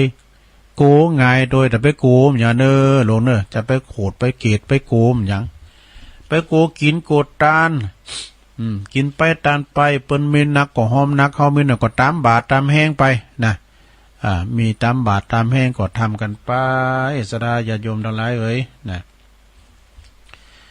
เอาอันนี้มาว่าทำกรรมหนึ่งเกินนะสดาโอ้เวลาก่อนไล่ตัวกุ่นมาไปปิ้นอย่างโอ้เวันนี้ปิ้นว่าตังไฟหินเปิ้นดังอยู่เนอะโดยความสมัครสมานสามัคคีปิ้นน้ำหนึ่งใจเดียวกันเนาะสดาจะไปแตกไปหม่างไปแยกกันลูกเจ้าแม่จำบัดทีวี หรือว่าล้านนาเฮาเนี่ยนะมีความสมัครสมานสามัคคีกันปิ้นน้ำหนึ่งใจเดียวกันอย่างเปิ้นมีการเตดน้ำเตดธรรมเตดน้ำเตดธรรมธรรมสัญจรบวรร่วมใจกันเนี่ยไปเนอะลงเนอะปากันไปเตอะไปสร้างพลังแสดงพลังเจ้าปุถใส่สุดขาวไปมีหลายวัดนะมีถูกกันหมดนะเปิ้นอย่างว่าเปิ้นไปเตดน้ำเตดธรรมแสดงธรรมเปิ้นจะมีถึง2ภาคบ่ว่าจะเป็นตั้งภาคส่วนหน่วยราชการก็ดีบ่ว่าจะเป็นตั้งองค์กรอย่างว่าองค์การบริหารส่วนตำบลหรือว่าเทศบาลก็ดีเปิ้นรวมใจกันตึงไปในตึงไปนอกนะเฮาก็ไปแสดงพลังไปฟังเทศฟังธรรมกันไปใส่กันเทศกันเนี่ยกะนะก็ลืมกันแล้วนะพลังความสามัคคีเปิ้นว่าสามัคคีนี้ตึงดีหนักหนาเกาะกลุ่มลุ่มลาจวยป่าเติมตุ่มงานนักงานเบาตีเฮาโอบอุ่มปิ้นหมู่ปิ้นจุ่มตึงแล้วนี่จวยพัฒนาบอกกากาดเกี่ยวจิตใจผ่องแผ้วงามดีทุกฝ่ายเฟอร์ทำเปิดศักดิ์ศรีรวมสามัคคีตึงดีบ่น้อยตึงดีบ่น้อยนี่อันนี้นะปิ้นเขาหำความสามัคคีกันเนอปิ้นน้ำหนึ่งใจเดียวกันบ่พิษบ่แตกบ่แยกกันนะแต่ว่าปิ้นเจอก็ไปเกี่ยวเดียวกันมือความสามัคคีกันออกกันปิ้นปีปิ้นน้องอย่างนี้สดาเนาะปิ้นปีปิ้นน้องหักกันแป้งกันหักกันแป้งกันหักกันเปิ้นเข้าหำเดียวกันเนอเข้าหำนั่นแหละเฮาพี่น้องกันนั้นฮักกันเอาไว้อย่าได้ตัดก้อมสินเปียงกันพี่ว่าแล้วน้องจักไปเถียงตัดก้อมสินเปียงได้อย่างพ่องเจ้าเกิดแล้วก็ตายบ่เมินก็เท่าหนีความตายไปบ่พ้นยากะทำกรรมเมื่อมันล้ำล้นกรรมมันจังไส้ตันเฮาพี่น้องอย่าถือเฮาเขาจักป่าเอาเฮามังใจเปล่าจอยพี่น้องเฮานั้นอยู่กันเป็นถ้อยบ่มีมนทินขุนจำพี่น้องผิดกันเหมือนมีดฟันน้ำฟันแล้วก็อันหายลอยกันพี่ว่าแล้วพี่วันนิดวันหน่อยตัวพี่ก็คอยอภัยให้เจ้าใครลืมไปแล้วมันกันเนอะของบักกินหุ่นเนาของบ้านเราหัวลืมนะโดยความสมัครสมานสามัคคีกันเนอะสนาเนอะสมัครสมานสามัคคีกันรักกันไว้เถิดเราเกิดร่วมแดนไทยจะเกิดภาคไหนก็ไทยด้วยกันเชื้อสายประเพณีไม่มีกีดกั้นเกิดใต้ธงไทยนั้นปวงชนทุกคนคือไทยนี่บ่จะเป็นไทยเขินไทยยองไทยเมืองนะหักกันแป้งกันรวมเป็นพลังสามัคคีรวมพลังเจ้าปุตรเนอศรัทธาญาติโยมทั้งหลายจะไปละวัดละวาไปวัดไปวากันนะเพราะว่าภัยต่างๆมันคือคานก็มันมาต่อยประตูเฮือนเอาละนะเดี๋ยวนี้ศรัทธานะจะไปละวัดละวาละพระสงฆ์องค์เนนก็พอก็ดูแลกว่าพระสงฆ์องค์เนนก็มาจากลูกหลานของศรัทธานั่นแหละนะเปิ้นมาสร้างบารมีพร้อมกับลูกที่ไกลมาบินตุลงวัดนั้นวันนี้ก็เอาอกเอาใจเปิ้นอย่างท่านพระครูขึ้นแล้วเนี่ยเปิ้นมาแทนหลวงพ่อพระครูสุจิตานุรักษ์เปิ้นมาเตดน้ำเปิ้นอยู่ปุ่นกันดูพระครูเนี่ยศีละสัมบันนี่เนาะพระครูศีละสัมบันในเมืองฝางบ่นะเปิ้นอยู่ปุ่นเนี่ย ลำปางว่าสถานเนาะนะเปิ้นมาสั่งบารมีสั่งวัดสั่งวาเฮานะอันนั้นก็เป็นละวัดละวาเนอะต่อไปจะประกาศข่าวสารงานบุญเนาะเปิ้นมาเพิ่มเติมก็มี1 2 3กันยานะโยมเด้อพี่น้องต่างเมืองฝางแม่อายชัยปราการ3อำเภอเปิ้นก็จะไปรวมงานลอยกระทงไปใจจะได้ลอยพระอุปคุต แม่จันสมเนี่ยสะดุ้งยุกเนี่ยจะลอยกระทงนะเนาะลอยพระอุปคุตเป็นงานบุญใหญ่เนอะถึง3อำเภอเปิ้นมารวมกันหมดนะฝางไม่อายชัยปราการโดยเมตตาบารมีตามหลวงพ่อพระครูวิทานธรรมโสพลหลวงพ่อเจ้าคณะอำเภอแม่อายวัดแม่อายโลงเนอะกลางคืนก็ไปฟังเทศน์ฟังธรรมกันอานิสงส์พระอุปคุตจะลอยพระอุปคุตแต่ก็วันที่3เนอะวันที่3กันยาพุ่นมันจะเดินนี่นะเดินหน้าบุญ1 2 3เดินหน้าบุญเนาะที่วัดแม่อายโลงเนอะสดาญาโยมทั้งหลายไปกินไปทานไปรวมกันนะพี่น้องไตก็หลายนะไม่สุงค่าวันที่8สิงหาเด้อวันนี้วันที่1สิงหาแล้วเนี่ยโยมนะวันที่8สิงหาเพิ่นจะมีการปล่อยปลาสู่น้ำธรรมชาตินะเพิ่นจะปล่อยปลาตัวละบาทเด้อจะเอาเต่าอายุก็ได้ที่โรงเรียนวัดดงป่าหวายนะโรงเรียนวัดดงป่าหวายโดยเมตตาบารมีตามหลวงพ่อพระครูวิพาทวรคุณเจ้าคณะตำบลดอยหล่อเขต1วัดอรัญญวาสดงป่าหวายปิ่นเก้าปิ่นกันท่านผู้อำนวยการโรงเรียนโดยคณะครูบาอาจารย์ตลอดถึงผู้ปกครองคุณเฒ่าคุณแก่ละอ่อนนักเรียนไปจะไปปล่อยปลาโตละบาท เอาเต่าอายุก็ได้นะหรือว่าจะเอา120หรืออายุ120เนาะนาตีตาน้ำปิงนาวัดวังขามป้อมต้าน้ำปิงวัดวังขามป้อมนะสดาเนาะก็ปากันไปลมกินลมตาลลมกันเนอสดาเนอลมกันนะแล้วก็งานต่อไปเนี่ยสดาญาติโยมวันที่4สิงหานี่แล้วนะโยมเนออันนี้ก็องค์การบริหารส่วนตำบลดอยหล่อพร้อมกับคณะสงฆ์ตำบลดอยหล่อเขต1เขต2เนี่ยนะเปิ้นจะมีการรวมกิจกรรมทำโครงการพรรษาสัมพันธ์ธรรมสัญจรหมู่บ้านแสนสุขทุกคนมีศีลธรรมในวันที่4สิงหาเนอะคือวันศีลหน้าเนี่ยที่วัดดอนจืนเนอะวัดดอนจืนตำบลดอยหล่ออำเภอดอยหล่อเนี่ยเปิ้นจะมีการฟังเทศน์ฟังธรรมธรรมสัญจรถึง2คณะกันนาไปในก็ไม่มีท่านพระครูปิยกิจปรีชาท่านเจ้าคณะตำบลดอยหล่อเขต2วัดฟ้าหลังเนาะแล้วก็คณะสงฆ์ทุกวัดทุกอารามไปกันหมดนะคณะศรัทธาก็ปากันไปหมดนะเวลาตอนบ่ายเนอะไป2แล้วก็ไปนอกก็มี องค์การบริหารส่วนตำบลดอยหล่อ โดยมีท่านนายกว่าที่ร้อยตรีสุรพงศ์กาบวังนะอันนี้เปิ้นเป็นนายกดอกสนับสนุนงบประมาณมาสนับสนุนงบประมาณมาตลอดถึงชมรมกำนันผู้ใหญ่บ้านมีปกำนันพูนทรัพย์ปัญญานะแล้วก็ชมรมผู้สูงอายุนะมากันหลายเนอะ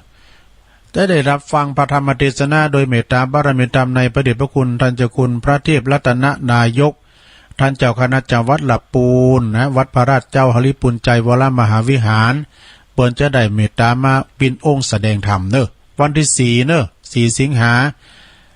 คือศีลหน้านี่แหละนะก็ไปฟังกับที่วัดดอนจืนเนอะแล้วก็แถมตี1เนอะสนาเนอะอันนี้เปิ้นจะมี2อย่างด้วยการขอเชิญร่วมทำบุญทอดผ้าป่าสามัคคีผ้าป่าพืชผลทางการเกษตรกรเจ้าไห่เจ้าสนลำไยก้าเนี่ยไปสนโมงก้าเนี่ยเปิ้นจะมีการตอดผ้าป่าสามัคคีของเกษตรกรเนี่ยเปิดสมทบทุนในการสร้างวิหารของวัดไร่พัฒนารามวัดหนองผำนั่นเองนะเข้าไปทางอำเภอนะเนอะเข้าไปทางโฮงยานะในวันพุธที่12สิงหาเนอะในวันพุธที่12สิงหาซึ่งก็เปิ้นก็จะมีเป็น2ภาคเจ้านะวันที่12นะ9 โมงกึ่งนี่ก็เปิ้นก็จะปิ้นตุนไปจะมีสายบุญต่างๆ9 โมงกึ่งนี้สถาวัดไร่พัฒนารามหมู่ที่16หมู่ที่21เปิ้นมี2หมู่กันเนาะเปิ้นก็จะนำตุนโคตานผ้าป่าแต่ละครอบครัวเข้ามารวมพิธีพร้อมกันที่วัด13 นาฬิกาเนอะผ้าป่าแต่ละสาย ป่าสามัคคีแต่ละสายก็จะพร้อมกันที่วัดไร่พัฒนาราม15 นาฬิกาหรือว่าบ่าย3 โมงก็ตานจะมีการตาน2 ทุ่มเนกลางคืนก็ไปฟังเทศกันฟังพระธรรมเทศนาธรรมสัญจรบวรร่วมใจของคณะสงฆ์ตำบลในหล่อเขต1นะโดยท่านพระครูวิพาทวรคุณเจ้าคณะตำบลปิ่นเกล้าปิ่นกันจะได้ฟังธรรมจากท่านพระครูบดิกาสมศักดิ์ปิยวันโนนี่สำนักสงฆ์อารามสันติสุขอำเภอแม่ริมปิ่นองค์เตศเนอะก็ไปกินไปตานกันนะไปกินไปตานกันนะสดาญาโยมทั้งหลายเนาะท่านพระอธิการสมชายธรรมทินโนท่านพระอธิการสมชายธรรมทินโนเนี่ยเปิ้นปิ้นเจ้าอาวาสนะและเปิ้นตั้งทำโลงสามพระเวสสันดรกุปีตุลุงก็ไปนอนจอยกุปีนะเปิ้นปิ้นการสดาเปิ้นปหลวงกิษณะอนันต์ใจปหลวงหมู่ที่16ปหลวงฉลองมีต่อมนะผู้ใหญ่บ้านหมู่ที่21เนาะ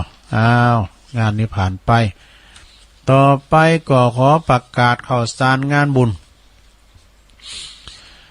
ในวันที่9 สิงหานี่ก็ขัวสะพานบุญ KUA ของคุณเลิศพันธ์ศรีพลอยประดับยนต์ที่เฮาไปกันที่วัดที่เวงแหงวันนั้นน่ะคุณเลิศพันธ์นี่เปิ้นก็เป็นผู้นำบุญเนอะ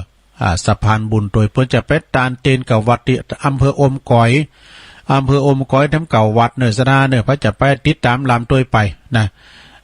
ก็เอารถตู้ไปคุณกันนี่ไก่กาอมก๋อยเนี่ยตุลุงก็เคยไปนะอมก๋อยเนี่ยฉันโหดตั้งดีนะบักไก่แหละเก่าวัดเนาะปิกเจ้าอยู่อันนั้นก็พระจะไปก็แจ้งความจำนงได้เนอะตีขัวสะพานบุญคุณเลิศพันธ์ศรีพลอยประดับยนต์นะเอาแล้ววันที่12เดือนวันที่25ก่อนเนาะ25ดอยเดนแล้วไปแล้วกันกรกฎา25 กรกฎาก็แล้วไป12วันที่12ซะนะ 12 สิงหาก็เจิญโลมพิธีบรรจุพระบรมสารีริกธาตุแล้วก็วัตถุมงคลที่วัดดอนจันเนอร์ตำบลเวียงกาหลงอำเภอเวียงป่าเป้า ซึ่งเป็นวัดบันเกิดของอาจารย์พระครูอภิวัฒนวิกรม แล้วก็จะเอาวัดปัจจุบันใน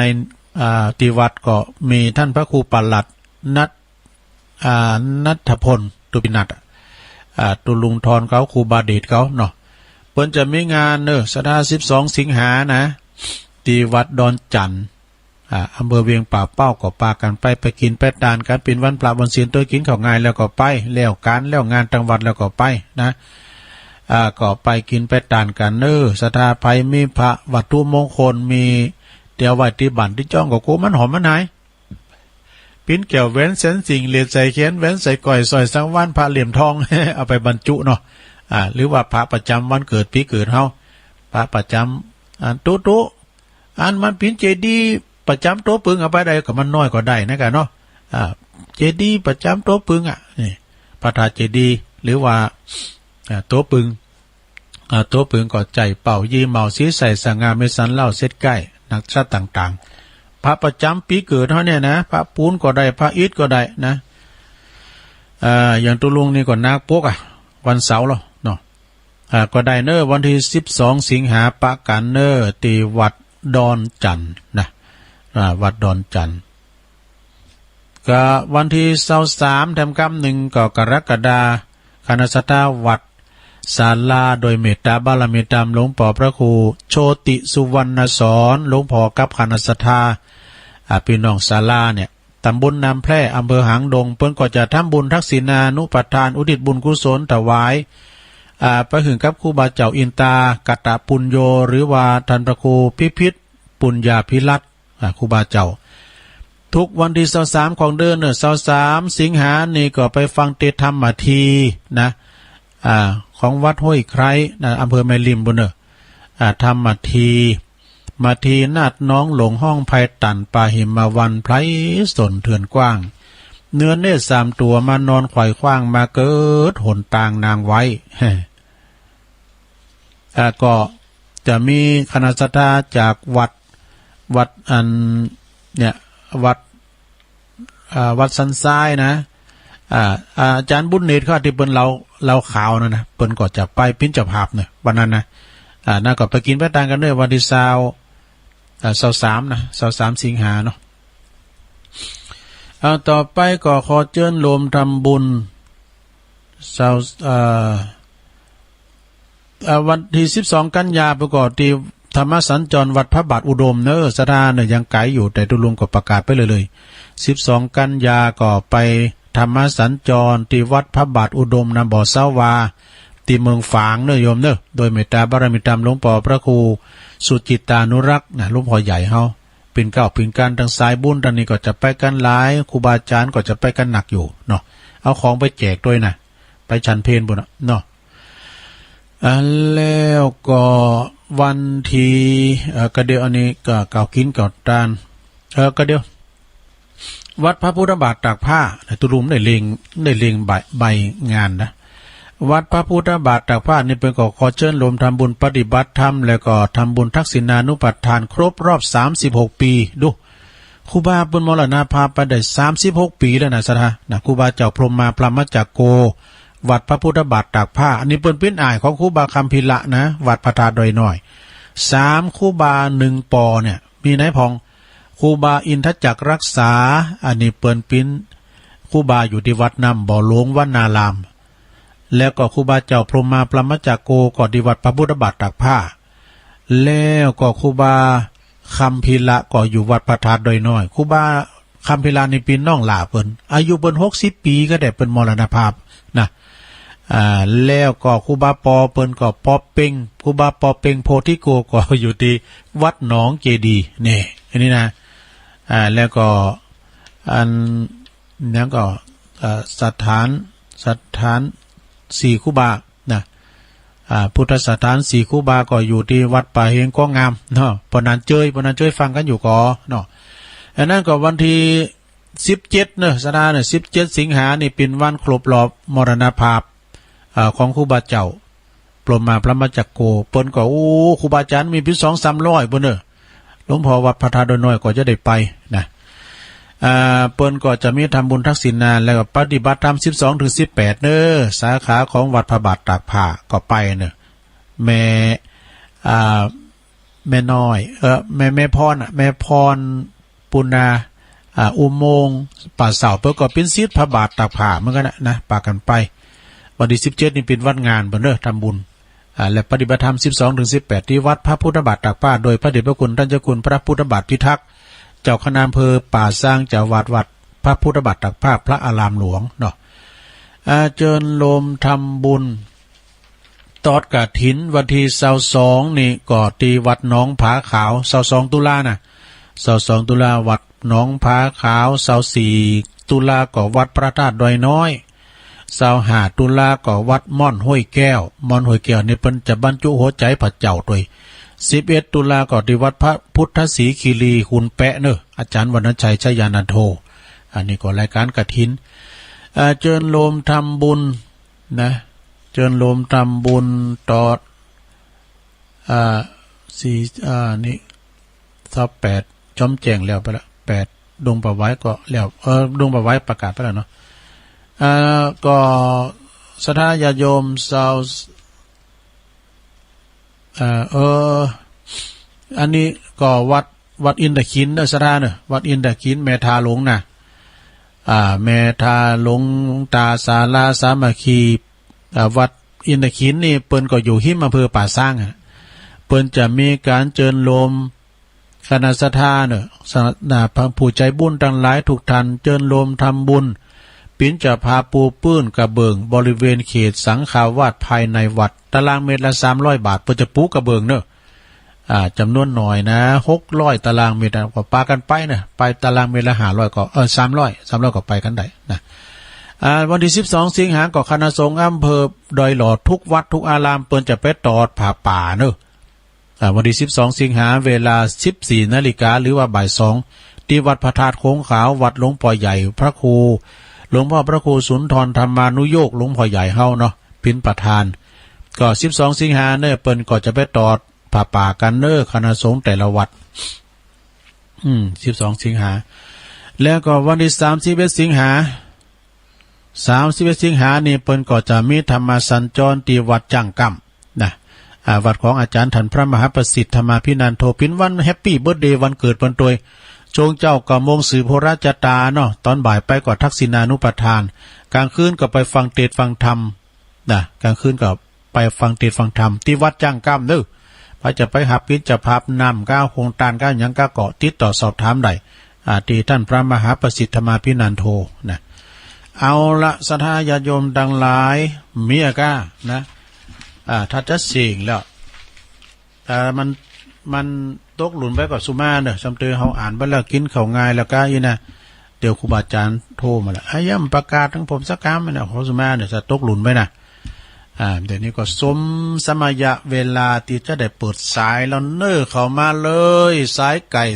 เข้ามาสายไก่กันเนาะเจริญปอนเดี๋ยวไม่น้อยเข้ามาใหม่มันได้เปิดลำโพงเอาเข้ามาใหม่เดี๋ยวกันเนอะเข้ามารอบสองเนอะเข้ามาเบอร์สองเจริญปอน ไปจ่าเจ้า เด็กหญิงอ้วนมาแล้ว มาแล้ว ลงโอนมาแล้วต้องเอาก่อนเพิ่นก่อนไม่ได้ให้อ่านมาตาน กิติลังกาม่านเจ้าล่ะตื่นเจ้าโอ้ดีกะก็ฟังกันไปกันลงโอนชัดเจนดีเนาะชัดเจนดีเนาะลงโอนฟังที่ไหนฟังที่หูนะฟังที่เก่าแต่กันเนาะตัวลุงก็นึกว่าฟังที่หูไหนขอบคุณลงโอนเก่าอันนะจากฟังที่อันร้อยเสียของปอดมกะปอดมกะแม่น่ะปอดมเปิ้นชัดเจนดีเนาะลงโอนการหลายก็เนี่ยจะหายแต่ไปไล่ไปไหนกะมันดังไหนก็ฟังขนาดนั้นลงเด้อนั่นน่ะเอาที่เก่านั่นน่ะขอบคุณลงโอนหลายๆเด้อมาเป็นเบอร์แลกะได้เจ้าไหว้เจ้าเจริญปอนสายต่อไปเจริญปอนไหว้สาครับน้องเบลฟังคืนไหนฟังน่านฟ้าน่านฟ้าเรดิโอดีกะแล้วก็อันตีสาม57น่ะใครโทรนะตีสามตี3:57แล้วนะตีแล้วไฟเห็นได้ยินไหมเลื่อนจนมือปุ๊บหมดละเดี๋ยวเนี่ยเปิ้นแปลงดูเจ้าโยมนะเพราะว่าได้ฟังแล้วก็ถ้าด้านน่านฟ้าเรดิโอเนี่ยเนาะน่านฟ้านี่เปิ้นเปิด 4 โมงพี่ดอกตี3ปลายตี4เนี่ยนะกะทีนี้ผมฟังพระครูอภิวาทแถมเพราะว่าเดี๋ยวผมไม่ได้ฟังเพราะว่าจะไปกาดยินดีน้องเบลหลายๆเด้อไว้สานะครับตัวผู้สื่อข่าวของเรา น้องเบลเอาล่ะแม่น้อยมาเลยเจ้าไว้ค่ะเจ้าได้ยิน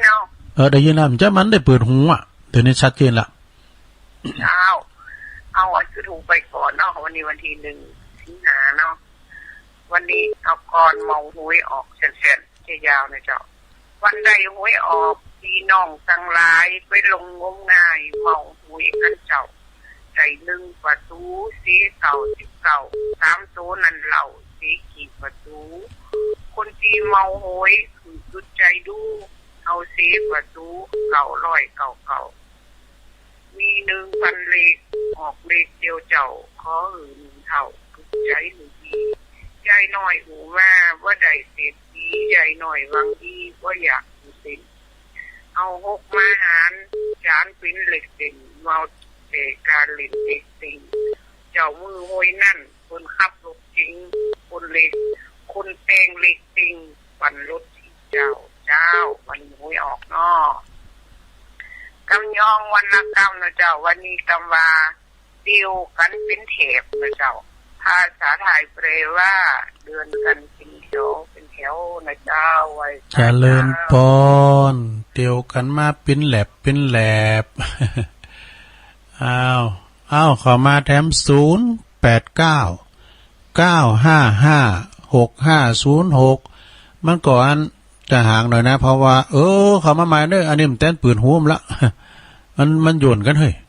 เจริญปอนฝากภาษาตัวลุงป้าน้อยบุญปันเมืองฝางมาแล้วเสาหินฝางฟังเจ้าแล้วบ่วันที่อย่างครับฟังเจ้าแล้วเนาะ โอ้มาตื่นก็ตีเรื่องป่าแล้วก็รู้ตื่นเจ้ามาตอนจันระวังจะโดนรอยแพ้สำเนื้อภัยมันติดนะได้แล้วถ้ามาเมืองฝางนี่แฟนจะเอาไว้แต่เกี่ยวไปเลยขอบคุณปหน่อยดังนะตกโตแล้วตัวหลุงหน้าการเป็นยาแก้หืดเด้อโอ้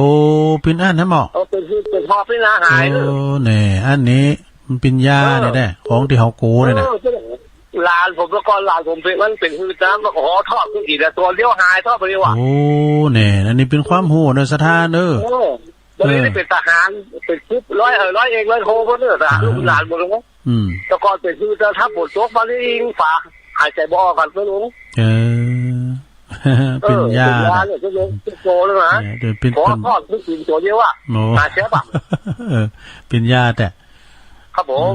ทำไม่สายเลยยินดีเนอเนี่ยปนหน่อยเปิ้นบอกตำให้ยาโดยขอบคุณเนอปนหน่อยเนอเอาเข้ามาละ871เจริญปอนจากนวัตกรรมเจ้าโอ้เป็นโยมพิสมัยเนาะเจ้าตุลงแต่ว่าตุลงดูเป็นเอาเสาลงหันกับเปิ้นถ่ายทอดถึงพอเฮ้ยหันอยู่ถ้าถ่ายมี YouTube เนาะดูได้จ้ะนะกะโอ้เป็นว่าเปิ้นเอาลุมมากำตอนได้วันนี้ถ้าดาวเสาขึ้นแล้วเนาะค่ะแห่ง4เสาอยู่ฉันอยู่ยังมาแล้วเด้อก็เตียนวัดพระธาตุน้อยที่เพิ่นเอาลุงน่ะนะเพิ่นมาเอามคืนเลยเพิ่นเอามาคืนเอาสปอตไลท์ส่องขึ้นไปนี่สูเขายังมาคืนนี่ยังแควนน้อยตัวลุงเนี่ยมันผอมหันตั้งดินนี่กลางวันมันเป๋าใจเนี่ยมันหันมันสูงอย่างสูงกว่าจะเอาลงมาได้เนาะมันแล้วปันแหมตั้งบนมันน่ะมันตั้งลุ่ม3ตั้งบน2เนี่ยวันนี้กับคืนนี้ต้องลุ้นล่ะนั่นนี่ที่นี่ไอเอเขาไอเอสถานีคนป่าสร้างเนี่ยเปิ่นมาเป็นหัวหน้าเอาลุงโทษนี่ก็เน็ตไอเอเขานะเป็นนั้นเออันนี้ก็ไอเกมหอยออมเนาะเกมมิวสิกเกมเป็นนั้นเป็นอย่างที่มันนึกฝันว่าอาจารย์วิศวะจะถ่ายว่าอันหนึ่งก็เป็นตุ้มลุงจัดรายการว่าตุ้มลุงจัดรายการแฮมอันหนึ่งก็เป็นภาพที่พนเอาขึ้นเอาลงนั่นสองไปเป็นอย่างก็อันภาพเนี่ยหันด้วยสายตาหรอกแต่เสียงนี่ก็ดังว่านี่มันเป็นระบบทั้งอินเทอร์เน็ตอะเนาะจะแม่นอย่างเดี๋ยวนี้ก็อันน่ะที่ยังบ่ฮู้ก็ดูทางอินเทอร์เน็ตแม่นขอบคุณเนอะโยมพิสมัยจากดอนตันเนาะดอนตันแม่ริมนี่ก็ผู้ซื้อข่าวเหมือนกันนะเจริญปอนตั้งใดจ้าเนี่ยปนั้นแม่พัดอ่ะชื่อโบพัดอ่ะโอ้แม่โบพัดแม่โบพัดแม่โบพัดอันอยู่แต่ยังไส้ก็ต้นสานต้นสานแต่กะต้นสานเมศูนย์ฟังเจ้าแล้วบ่เจ้ากำลังใจเด้อโอ้ขอบคุณหลายๆเด้อโอ้มาเจ้าแล้วหมดติดติดแล้วเจ้าแม่บกพัดต้นสานเมศูนย์ขอบคุณหลายๆ12กับปะกันเจริญปอนกราบไหว้เจ้าท่านลุงอันนี้เมืองลีงั้นนี่เจ้าพี่น้องเมืองลีมาแล้วแม่ซ่อน3.50เจ้าแม่ซ่อนนาทรายลีเนาะนาแม่วางลุ่มแล้วแม่วางบนกันเนาะแม่วางบนค่ะป่านแกอยู่แม่วางลุ่มแม่วางลุ่มกับตุปีเนาะตุปีเป็นหลานกันเป็นดีได้ทุลุงแม่กำลังใจแค่ไว้จ้าขอบคุณเนอะแม่สอนเนอะสาธุโทเพื่อว่าไปจัด ไก่ดูคืนเขาเนี่ยเนาะฟังกันได้สบายไปสอนนึกจะข้องไก่นั่นน่ะลายพระบาทหอยตุ่มเหมือนกันนั่นน่ะแม่สอนเขาเนี่ยนาทรายแม่หวังบุญเจริญปอนภาษาเจ้าตะลุงอันนี้แม่โนนนะแม่พิมพ์เจ้าแม่พิมพ์ไปตักหนองไปเนี่ยแม่พิมพ์เจ้าป่าเดชเนาะป่าเดชในเมืองป่าเดชในเมืองแม่พิมพ์ฟังเจ้าละกะฟังเจ้าละเรียนไปเรียนมาป่าตีนน่านฟ้าเพ่น่านฟ้านี่ชัดเจนกะน่านฟ้านั่นฟ้านี่โตเปิ้นปล่อยไปถึง7 โมงบนอ่ะน้องเบลว่าเปิ้นปล่อยที่3ปลายได้นะที่3ปลายอดเอาทั้ง2วันได้ฟังละบ่ต้มกำในใสปิ้งๆอ่ะเด้อตำกำน่ะขอน่ะมันได้ยินถึงหูอันตั้งงานดอยหล่อพี่กันเด้อแต่ปั๊บปีนั้นข้อมูลกับเราปีนั้นข้อมูลปีนั้นณัฐวุฒิ12นี่เพิ่นก็ไปถ่ายทอดเหมือนกันนะที่ดอนจันทร์ขอบคุณแม่พิมพ์หลายๆเด้อแม่พิมพ์ป่าเดชในเมืองเนาะสาธุโอ้อันนี้ก็ฟังพินประจำโทรมาเจริญปอนแม่บัวคำแม่แม่บัวคำแม่คำปันกะโอ้เหล่าเซนปิ้งแม่คำปันแม่คำปันเหล่าเซนปิ้งฟังเยอะเลยกะดีกะอันฝากอันความเจริญปอนไปตังงานแม่ไผ่ตัวเนอะแม่ไผ่หรือว่าอัมพาพันธ์นะชัยเมืองยองเปิ้นก็ฟังตุลุงนะอยู่บันเรือนไซทองเนาะแม่มีงานหยังกะวันนั้นเปิ้นจะฮื้อน่ะอันนี้บันเรือนเป็นแน่เปิ้นพุทธาภิเษกะครูบาเจ้าศิวิจัยครูบาธรรมรังสีเขาหันเจ้าคณะตำบลตุปีเอเข้ามาเนาะชัดเจนนิดเนาะแม่คำปานเนาะสาธุเนอฟังกันไปเนอแม่คำปันเหล่าสันปิงเจริญปอนเข้ามาใหม่089 9556506สายเน่นอยู่เหมือนกันเด้อขนาดได้ยินนั้นคืนใหญ่เฮานะคืนใหญ่เฮาก็ 104.50 เจริญปอนเจ้า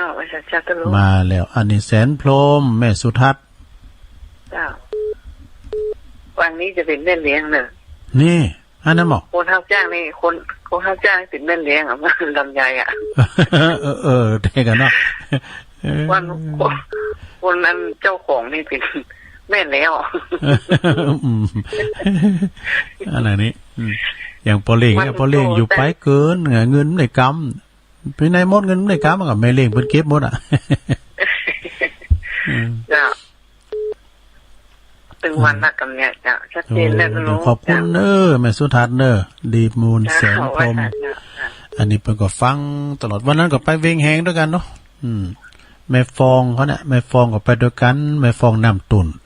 เจริญปอนไม่ช้าเจ้าอันนี้ไม่ยินนะโอ้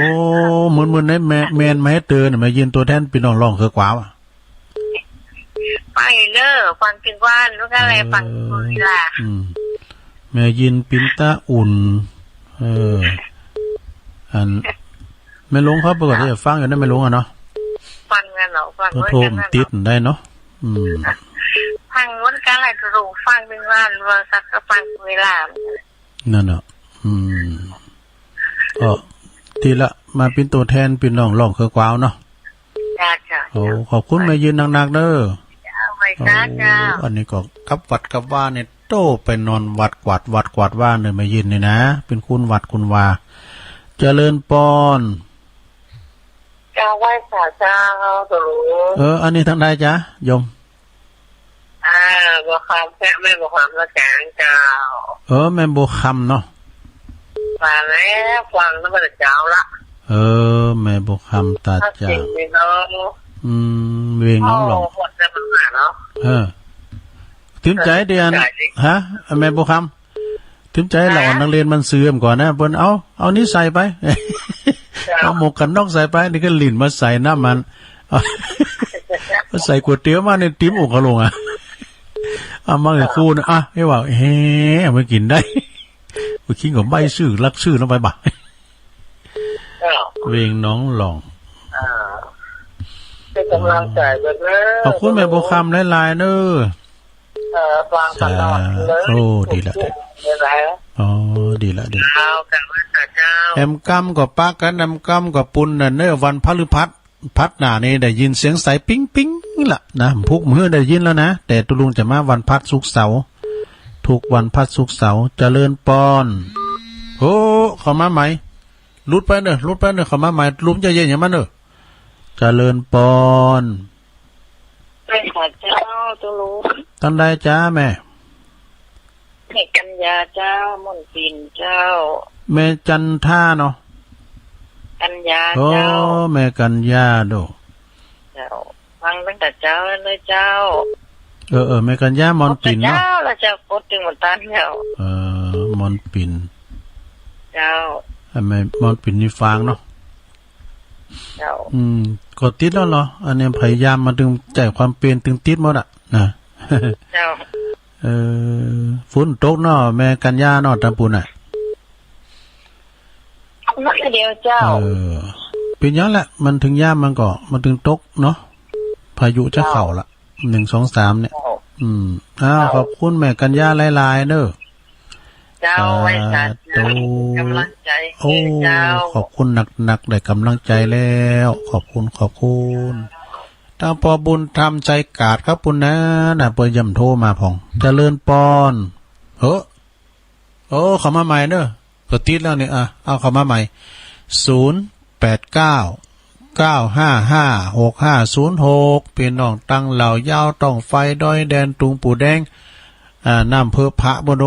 แม่ตาออดเขาแม่บุญทวีเจริญปอนติดแล้วไว้สาครับตั้งได้จ้าปนั้นตัวปีกะลูกเนี่ยมาจากลูกศิษย์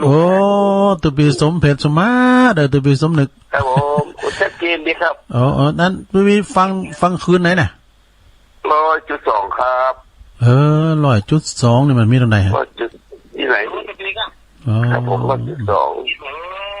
100.2แต่เดี๋ยวขอบคุณตัวปีละลายเนอะตื่นเป็นสกัดตุลุงเลยจ้า4-2ถึงแล้วเดี๋ยววัดป่าไผ่บ่อทองใกล้มันเบียดกับสถานีของ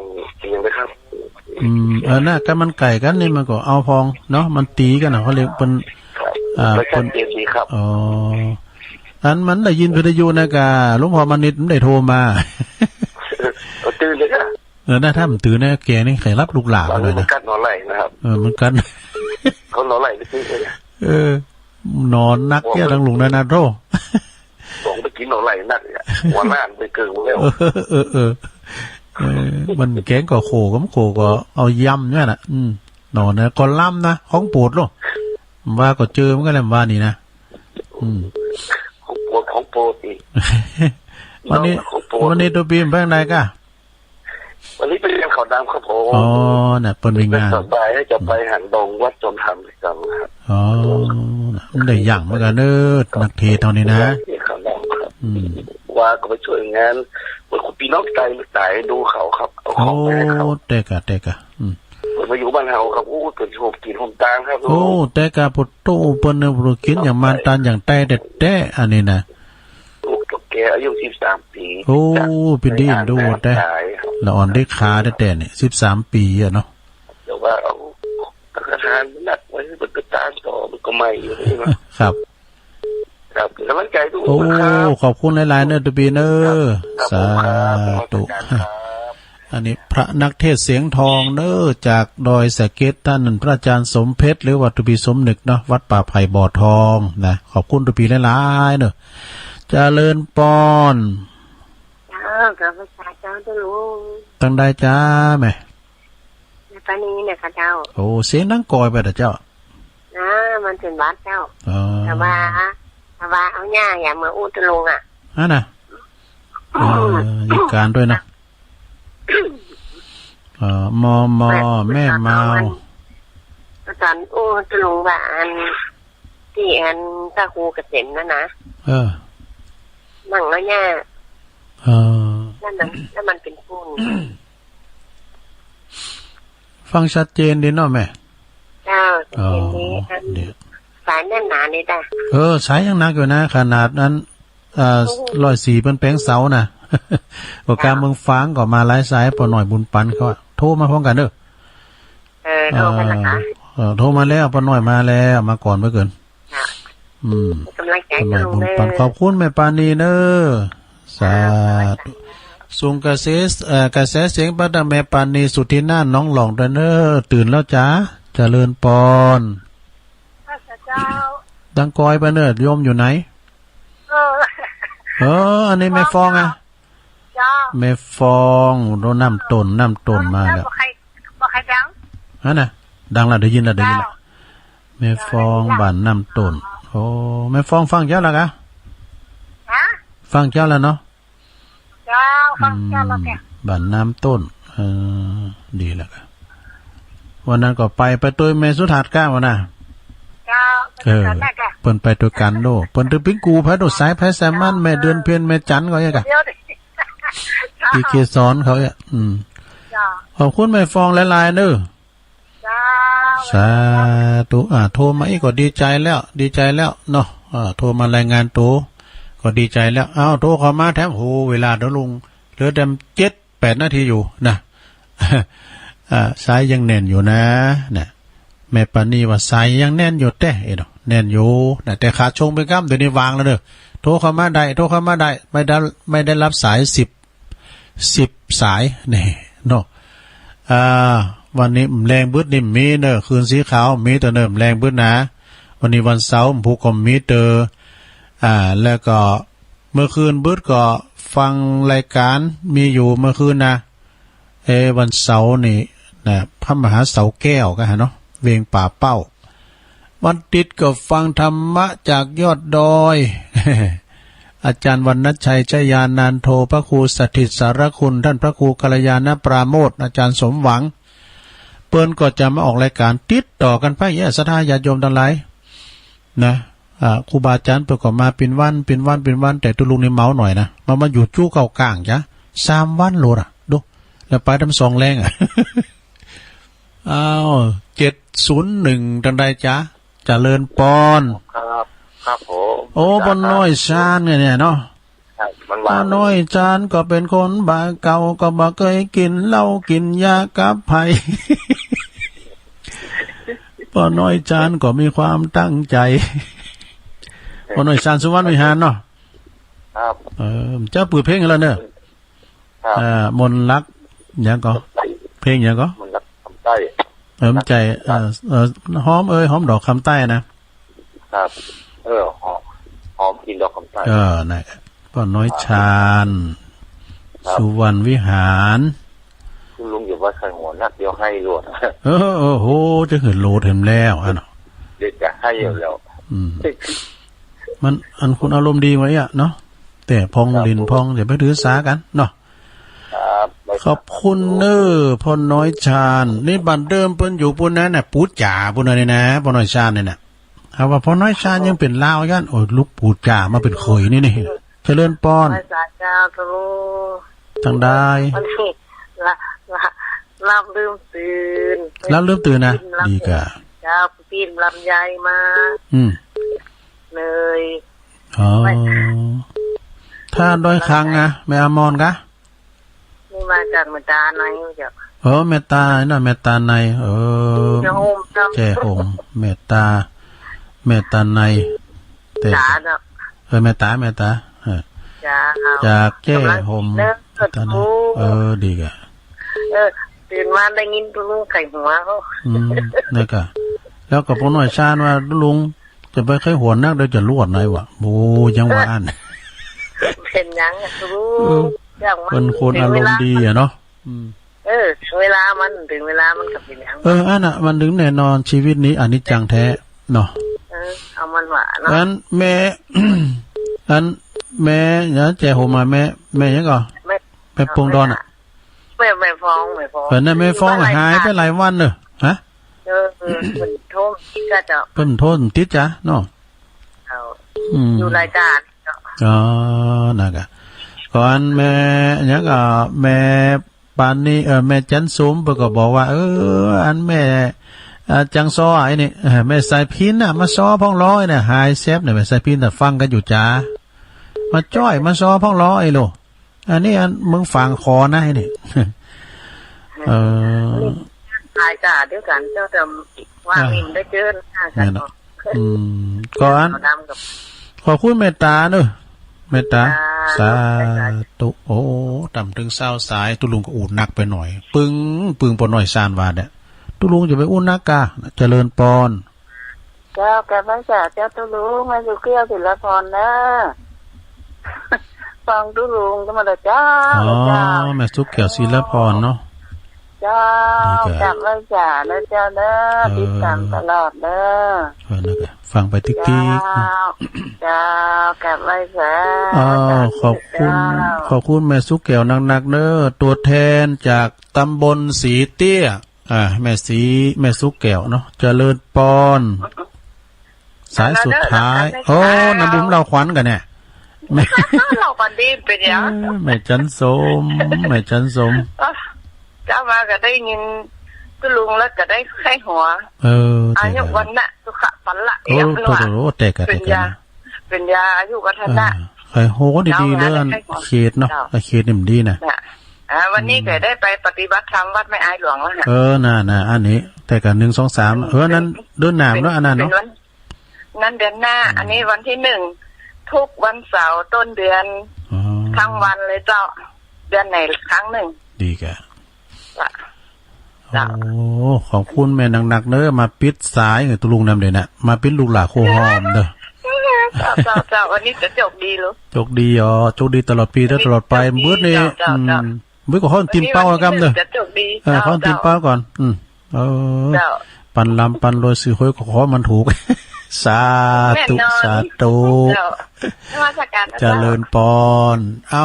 ละศรัทธาญาติโยมทั้งหลายตุลุงพยายามมาถึง20สายถึงแต่เฮ้ยมาแม่จันสมมาปิดท้ายลูกหลาโคหอมโทนสายกันเด้อสายที่1แม่อวนกิติลังกาสันขวางด้อยหล่อเด้อสายที่2นักร้องน้องเบี้ยว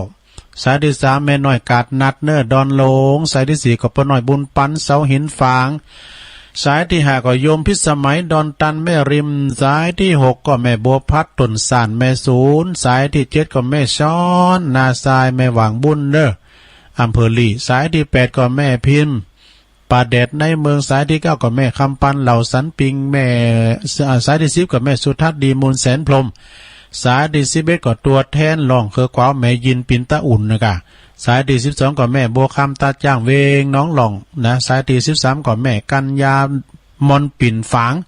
สายที่14ก็หลวงพี่สมเพชรอันนี้นักเทศเสียงทองจากดอยสะเก็ดวัดป่าไผ่บ่อทองเน้อไวสาตุพีเน้อสายที่15แม่ปราณีมณีจรมแม่เมาขี่เล็กเมืองฝางสายที่16ก็แม่ฟองบ้านน้ำต้นนะแม่ฟองนี่เปิ้นก็ไปกินแปดตันด้วยกันสายที่17ก็พลน้อยชาญสุวรรณวิหารเนี่ยอันนี้ก็เปิ้นโทรมาให้กำลังใจสายที่18แม่ตาแม่ตันในจากแจ้ห่มสายที่19แม่สุกแก้วศีลาพรและสายสุดท้ายลูกหลาโคหอมแม่จันสมหลังกาดแม่สาวเนี่ยวันนี้เปิ้นจะไปปฏิบัติธรรมโดยนะขอบคุณด้วยกูเสงกูสายนะสนาเนี่ย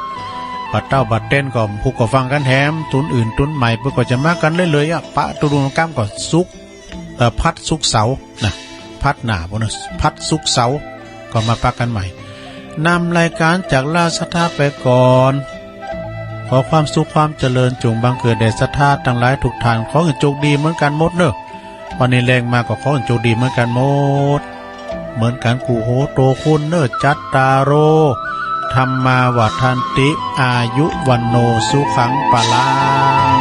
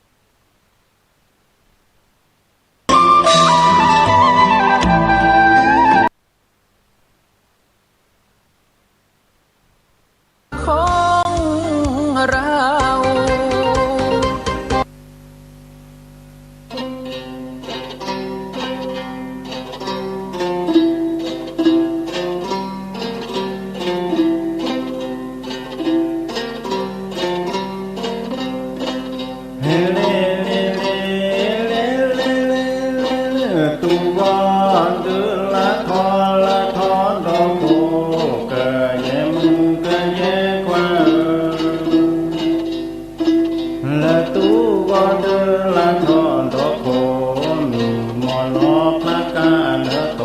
ล